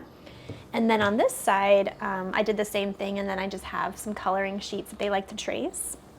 And then inside I did these stacking acrylic drawers for paper. So their paper and their coloring books are here. And then they have little tins that they can just grab and take wherever they want with their different art supplies. This is an old tea tin. This is an old candle holder. And I think the grabbing out and taking with you is really important because they can not just get stuck here. They can take it and go somewhere else, put it back and bring it back. It's easy for them to transport around the house. And then there's tape and paint, and obviously I keep the things that I don't want them to access on their own in a different spot. But this is all stuff that they're able to interact with and do on their own. And then I did like a jar. This is for Play-Doh. This is kinetic sand. My daughter really loves those. And then this actually was a really cool little gift. She really wanted a play kitchen. We didn't have a space for a play kitchen. So I found this. It's a little like kitchen in a box, so you can make it into like a little kitchen, and she plays and she puts it back in and it goes right back in the cabinet. And it's kind of like the perfect solution. And they'll do a pizza shop and they'll do a restaurant, and she just moves it wherever in the house she wants to have that be, and then she puts it away. This is an example, I think, of making choices where you can kind of store something in plain sight. And so this is my husband's predominant coffee maker, the Chemex, and it looks nice, and it literally just lives here on the stove, so we don't have to store it in a cabinet, but it adds something to the space. Like it's not pulling away from the space or visually cluttering. And so I think it's just another example of how you have to be strategic with hiding things out that look nice, and then choosing to prioritize the closed storage for things that maybe you don't want to see every day or you don't mind pulling in and putting away.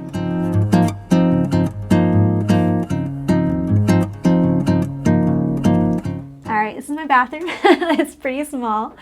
This was my genius idea, was to hang a wooden piece up here to store extra toilet paper.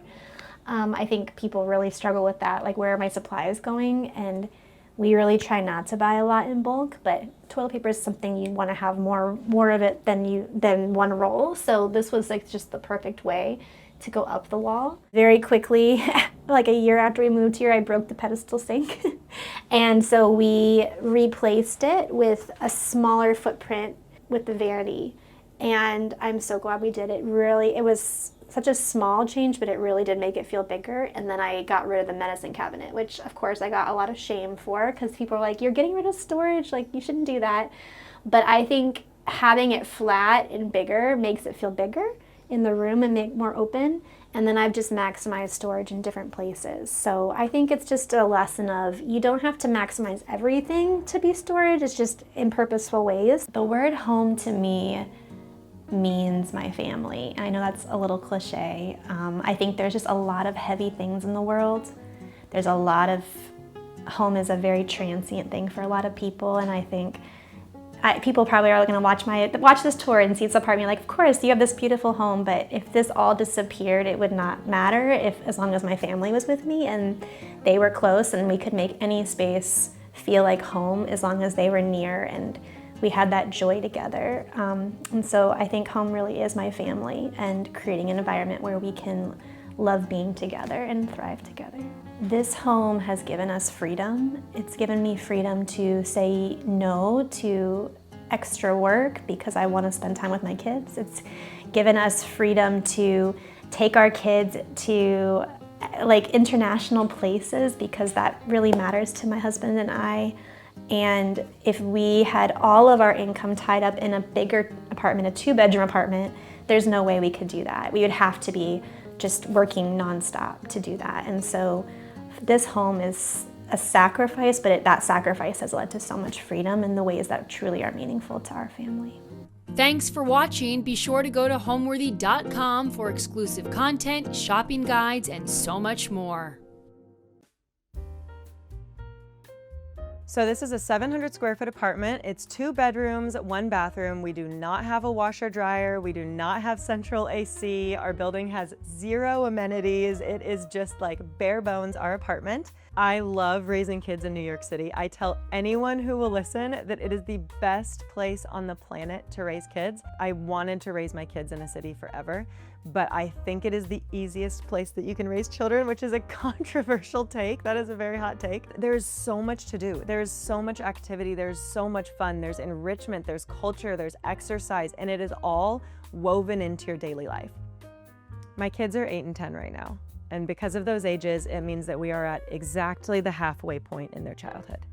I have like as many years ahead as I had behind. And so, oh no. These are tears of gratitude. Not only will this always be our very first apartment in New York, it's the apartment that made all of these dreams come true. And it's the apartment that like housed this season of dreams for us. But I think more importantly, this is going to be the place that we experienced so much of that like middle season with our kids, where they went from like asking us for things to telling us things about their life. They've become whole people in this home, and we've become a different type of family in this home. So I think this home will always be the place where my kids became my friends, and I hope I remember how much that meant to me forever. You're watching Homeworthy, where we believe every home has a story. Hi, Homeworthy. I'm Erin. Welcome to my 700 square foot New York City apartment. Come on in.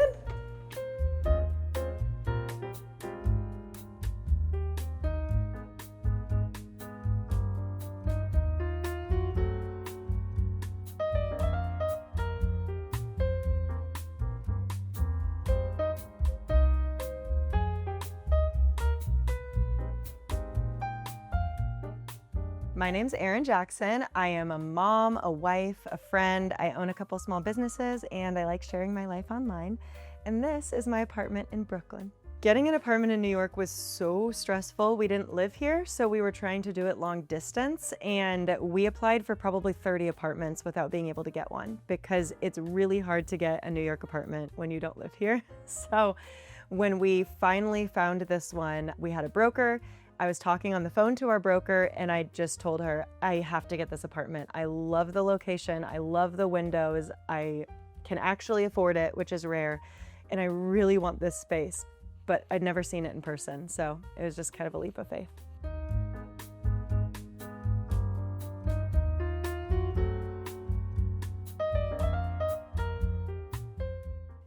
So this is our living room. This is the whole thing. We obviously have 4 people in our family, so we knew we needed a couch that could fit all 4 of us for game nights, and I think we've done it. We got this Joybird couch. It's really soft, and it fits the space pretty well. I knew when I walked in that we needed to have a couch right here because we have this beautiful view of a really old church out the window, and I just wanted to be able to see it. And we would do our TV right here. These are my flowers. My husband gets them for me every week because it's my favorite thing and it makes me really happy. These are my birthday flowers. I got them 3 months ago and they're dead, but they're too expensive to throw away, so I'm just gonna keep them forever. I don't care, dead or alive. We have like gaming stuff in here, and we have all of our board games in here because we're a big game family. On any given night, you can find us like covering the floor with our friends and our kids playing a whole assortment of board games and card games. I did this gallery wall, and it is not our best pictures, but it is my favorite memories. So when I look at it, each one just kind of marks a really special moment or memory or thing that's happened in our family or our lives, and it brings me joy. This is my son dressed as a stormtrooper, surrounded by other stormtroopers at Walt Disney World, and my husband was so proud because he loves Star Wars that he cried, which was chaotic. This is a picture that my husband took of the window at the Louvre, the one that the heist happened through before it ever happened. So anytime we see it, we're like, we knew. We like know things. We're like prophetic about heists, I think. I had this made for my husband because it is his favorite quote, and it essentially just says, don't love someone for the ways that they remind you of yourself. Love someone for the ways that they teach you about everyone else. And it's really true to his character and who he is. And so I had it framed, and now it is the centerpiece of our home because it's just such a good reminder of what we want this space to be, not for ourselves, but for everyone. We just want it to be a space where anyone can come in and find some home and find some love. So it's a good reminder to us. We used to have a massive living room. We would host like 50 people in it at one time. And I think our transition to a tiny living room felt supernatural because it felt like we've been dreaming of this. This is what we wanted. That was never what we wanted. This is what we wanted. So we have crammed 25 people in this living room, and we are shoulder to shoulder sitting on the floor, but it's just what we always pictured. So it's the dream because it's our dream. It might not be everyone's, and that's super fair. That makes a lot of sense, but it's ours. This table is lava rock. It is natural stone lava rock, and it's from CB2. I love it because it just continues patinaing as we play games on it and mess with it. It cracks and it crumbles a little, and it just gets more and more character.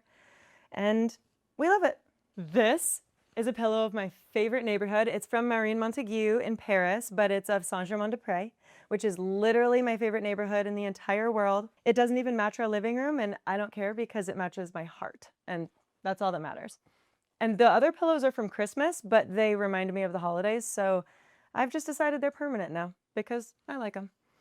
I spent years decorating luxury apartments, and in that time, I learned where to spend your money and where you can save. And so when we moved into such a small space, I immediately knew our couch, our beds, our rugs and rug pads, the things that were really big and were gonna stand out are the places that I wanted to spend money.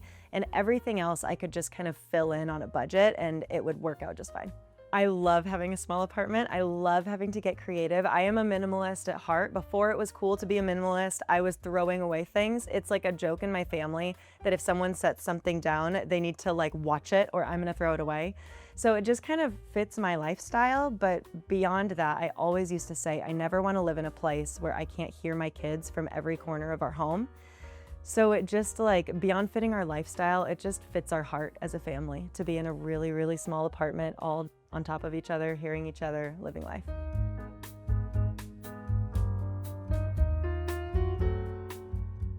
And for open concept, this is our kitchen, literally right here. Our kitchen is just one of the walls of our living room, which I don't think I fully expected when we were moving to New York. But it's great because now we can all be together and I never have to have FOMO when I'm cooking something. Some of the parts of our kitchen took a lot of getting used to. This dishwasher is tiny, so for a family of 4, we're usually making dinner for like 6 or 7 because we have people over all the time. It does not do the trick, and we'll have dishes sitting in the sink just waiting. Our fridge is always jam-packed. It feels like it's scary when you open it because things are gonna fall out, but that's also fine. When we first moved in, I was like, I might be done cooking forever because I literally don't know how to make a meal in this kitchen. And it turns out I cook just as much as I did before because people adapt and it's pretty easy. One of my favorite party tricks to show people is that this is all of our cabinet space in the entire kitchen right here. But if you open our cabinets, some of them are actually completely empty because I am just such a minimalist that we don't even need all the space that we have. I don't use it all. There are so many things that I've learned living in this house with this kitchen that I did not need. I am just fine without it. I think designing in luxury spaces before helped me with this apartment in kind of like a creative or unique way because it taught me how luxury in other places outside of New York typically means size. So it just means more or bigger of everything. And what I learned through all of that was that I just don't actually care about that. For me, luxury is quality. So if I'm just only going to have a couple plates and a couple cups, I'm gonna pick ones that I really love. And every time I drink out of them, I actually enjoy that. And if I don't love it, I don't have space for it. I also don't have the budget for it. So I just don't use it. Okay, you must be wondering where you eat in this apartment with 4 people. This is our entire dining table. This is the #1 thing that critics love to hate on for our apartment, and I honestly get it. Our kids typically sit in the chairs and eat at the table, and my husband and I will sit on the ground or sit on the couch. I think because it's all one space, it just feels doable. It is also such a New York thing to sit on the ground and eat. That is like so common. So I constantly am just sitting right here eating dinner, and I'll have friends next to me and we'll be scattered throughout the living room eating. And I don't know that it's ideal, but it's worth it. It's worth the trade-off. We obviously weren't in a position to be picky when we moved, but one of the only things that mattered to me was where am I going to store Christmas decorations? That was like the #1 thing. So the thing I loved the most about this apartment was that there were lots of closets, but above every closet was extra deep storage. So up here we have Halloween decorations, Valentine's Day decorations, Christmas, New Year's, birthday, all the things for all of the celebrations is what matters to me. And then this is actually our pantry on this side. So it's our microwave. Anytime we want to use it, we have to use an extension cord and plug it into that wall there because we just don't have space for a microwave anywhere else. And then right here, I built this and it's our pantry. So all of our food and stuff is in there. Our trash can is right there. And on this side is all of my husband's clothing because I needed the other closet for me. The ceilings are 10 feet tall. We have a smaller sized fridge, smaller sized dishwasher, no garbage disposal. Our kitchen is part of our living room and it has the original wood floors. The apartment is from the 60s, and so the wood floors are really cool to me. It feels like it has some character, but really the character comes from the location. Living in New York has been a dream of mine for years and years and years. I'm a first-generation American. When my dad immigrated over as a refugee, his first landing point was New York. And I think growing up as a half Asian in Kansas City, I have always longed to live somewhere with diversity and with people and rhythms that looked a little bit more like me. So I've wanted to live in New York since I was really little, and it's a dream come true to be here now. Speaking of that other closet, let's go to my bedroom.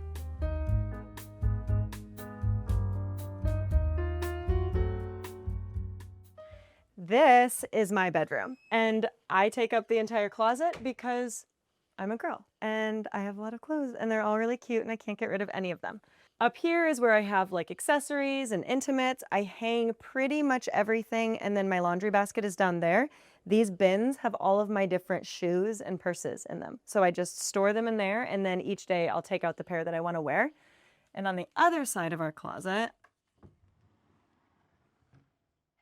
is my dresser. So it has sweaters, t-shirts, pants, shorts, and then I let my husband use this because I'm so nice. My biggest hack in order to fit into such a small space is to get rid of everything. We do not need as many duplicates or extras as we think we do. I have 1 set of sheets. I have 2 towels per person in my home.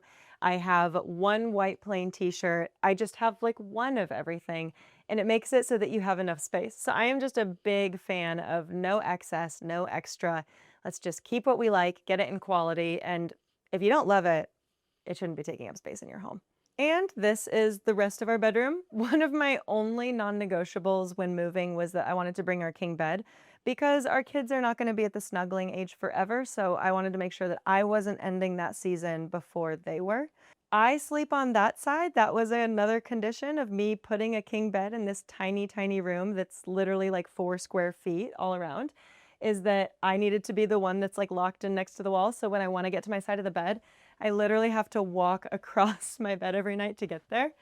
I do my hair and makeup sitting right here. So I sit right here and do my hair and makeup because it's the only place in our apartment that we could fit a full-length mirror. There is actually not another space for it, and since all 4 of us share that one bathroom, I cannot take up the bathroom doing my hair and makeup. So I do it right here every day, and a bonus is that the lighting's awesome.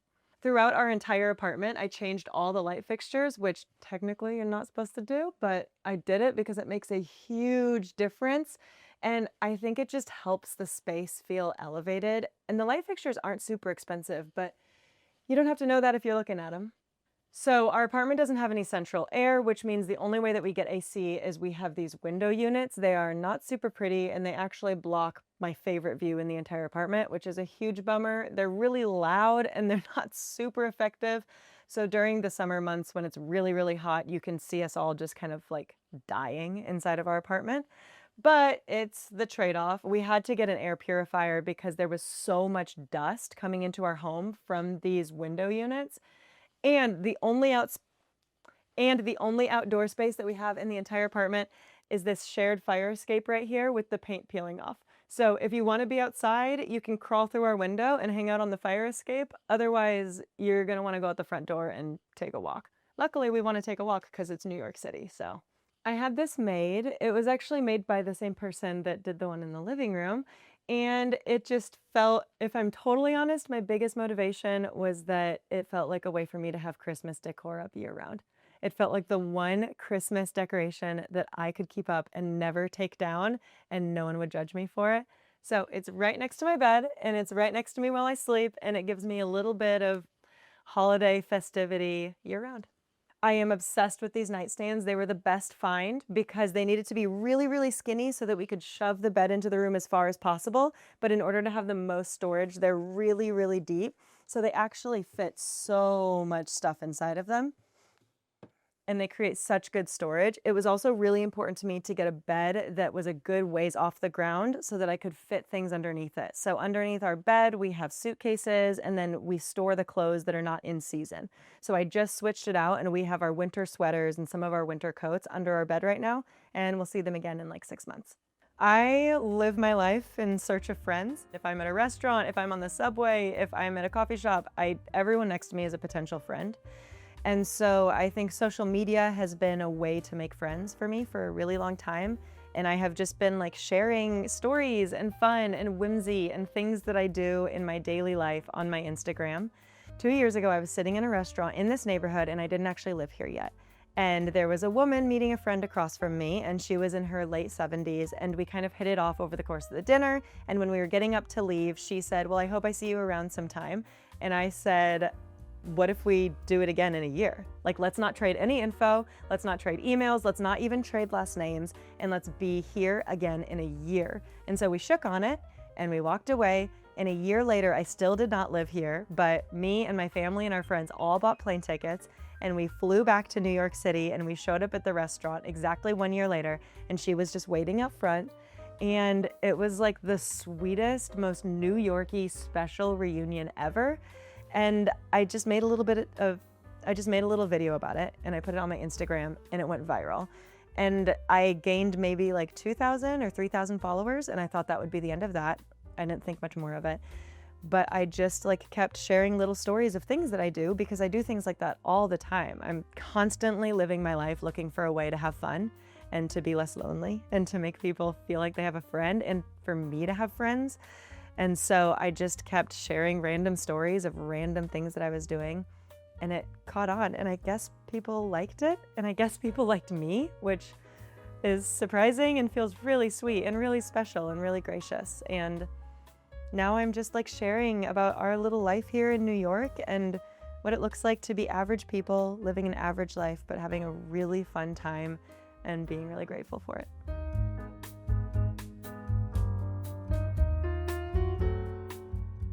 Speaking of Marin, this is the mug that I got at the shop that's also my favorite neighborhood, and I don't even drink coffee, so I don't know why I have it, but sometimes I drink water out of it just for the vibes. We made this. It was $100 off of Amazon, and we made it because we did need a little bit more kitchen space. This air fryer has actually become my entire oven. So I almost never use that oven, maybe once every 2 months, but we use this air fryer every single night. It is like the thing that keeps our kitchen running. And this basically just serves as a little bit of extra storage for us. We have some paper plates and napkins down here, and the only thing in this one is my waffle maker, which is the most important item I own probably, because waffles are everything to me. This is our entryway hall. We put this little board up because my youngest has gotten really interested in photography. So we told him that any pictures he takes or makes, we can put them on display in our hall. And then this is our elderly dog, Bonhoeffer. He kind of has the personality of a cat, and he's 12, and we love him a lot, but he's super grumpy. I don't know if anyone has seen Shrinking, but he actually has the personality of Paul, the old guy in Shrinking. That is like literally Bonhoeffer. He's just a little fluff ball. When he gets a shower or when he gets a bath, all of his fur goes down, and he's actually like 35 pounds. It's just all puff. This is our first house. We had someone make it for us before we moved. We renovated it by hand. We did all of the work ourselves, and it is the thing that gave me all of my passion and love for design and for pretty spaces. So it's just kind of there as an inspiration. This is so that we never forget that my husband should never have a mustache again, and I should never be blonde again. And this is an old picture of some of my family in Vietnam. That is too. It has my aunt and my grandma, and yeah, it's just special to me. One of my friends made me this for my company, Ariel Consulting, that I started 10 years ago, almost 11 years ago now. And it was just like a marketing firm that was born from my desire to give small businesses a fighting chance against bigger businesses. And it grew into something that I could have never expected. So it's just kind of like a wall of things that inspire me on my way in and my way out every day. And then this is our library, and it is honestly in this place because it did not fit anywhere else. And so it's here, but it has ended up being really fun because people walk in and immediately ask questions about our books, and we can talk about why we read what we read. And my husband reads all of the spiritual and like emotional things, and everything that's murder related is mine. So it creates some pretty interesting conversations. And it's perfect because it hides all of our shoes. Well, not all of them, but it hides some of our shoes. So when I was raising kids in the suburbs, I had to intentionally make sure that they were exercising, make sure that they were learning A, B, and C, make sure that they were experiencing A, B, and C. And in New York, they're doing all of that just to get to school. That is all happening before 8:30 a.m. It just feels like all of these lessons and things that I care about are being fed to my kids naturally because of the lifestyle, instead of because I'm like shoving it down their throats. And also, maybe most importantly, and what I've told all of my friends, is that Colin and I, my husband and I, just wanted to live in New York City. And kids will be happy when their parents are happy. And so I think like we wanted to live here, and we have a really happy household now. And that means that our kids are gonna have a really good childhood because they're growing up in a happy home. And hopefully one day they'll make a happy home too, because they saw their parents do that. That's my dream.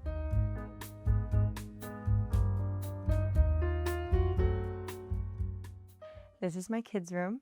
It's the most special room to me. It's also maybe the room that I'm like the least amped about how it looks, but it looks like them, so I'm happy with it. My kids have always been bunk bed kids. No matter how much space we had, they always had a bunk bed. I don't know if it'll always be that way, but I kind of secretly hope that it will.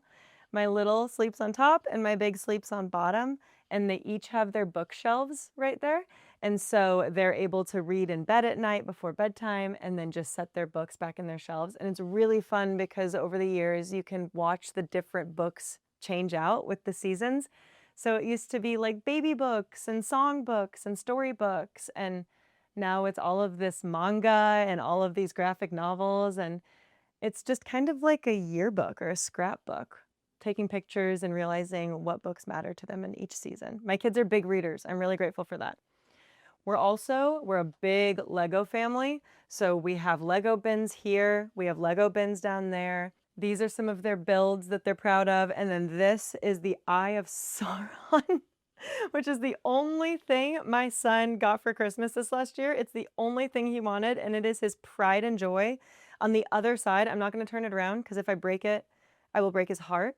But on the other side, you can see like inside of it, it took he and my husband weeks and weeks to build, but he's so proud of it. Under their bed is filled with more Legos. It's just like bins and bins of Legos. So they don't have tons of toys, but they have tons of Legos. The one thing that we were told when we were moving and downsizing, and I was getting rid of all of their stuff, was don't get rid of Legos and don't get rid of Hot Wheels. That you will never regret keeping Legos and Hot Wheels. So what we have under their bed is Legos and Hot Wheels because I know how to listen. I can follow a rule. We have some of their books right here, and then that is just a big basket that's kind of a catch-all for all of their favorite toys and whatever they're enjoying playing with. But as they get older, the basket has been getting more and more empty because they're kind of growing out of the toy season. We basically have capsule closets for our kids. They have a couple t-shirts. We prefer to buy quality for them, and prices that I would not have spent on their clothes before, I'm willing to spend now because it really is quality over quantity. So my kids each have one half of this closet, and they have a couple sweatshirts, a couple t-shirts, a couple long sleeve shirts, a couple pants and shorts each, but all of them are like things that they really love, that are really high quality, that they can wear over and over and over again. We keep their pants and shorts up here, socks and undies right here, clothes there, and then they have their laundry basket down below.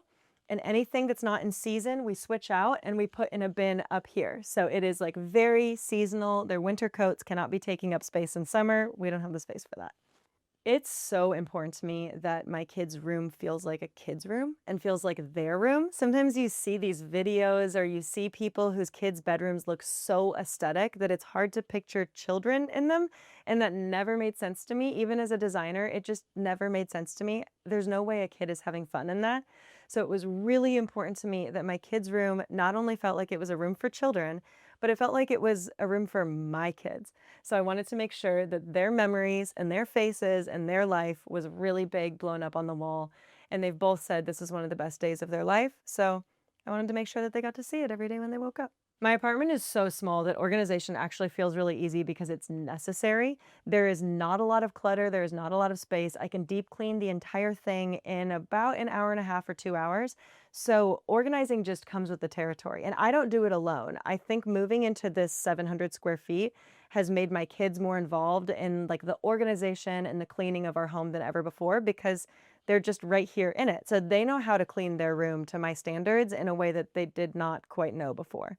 They can do their own laundry, they can organize with me, they can clean, they can vacuum, and they can just kind of carry their own weight. Home for me, I just moved across the country and I left all of the things I know. I sold 80% of my stuff in order to move here. I made huge financial risks and our entire life changed overnight as we know it. And the one thing that I did not lose in the entire process was the feeling of home. People say home is where the heart is or home is where your people are. But it is like so true, and I know now firsthand. There is nothing that is inside of this home, including the walls and the floor and the roof, that I need for shelter. What I need for shelter is the people who I love and the people that love me. And if you can catch each other at the end of the day, then that is home. And all my apartment is doing is it's making a safe space for us to like bask in that together. It's just giving us a place to appreciate that we're home for each other. And if I can make that a beautiful place, that's just a really special bonus. Thanks for watching. Be sure to go to homeworthy.com for exclusive content, shopping guides, and so much more.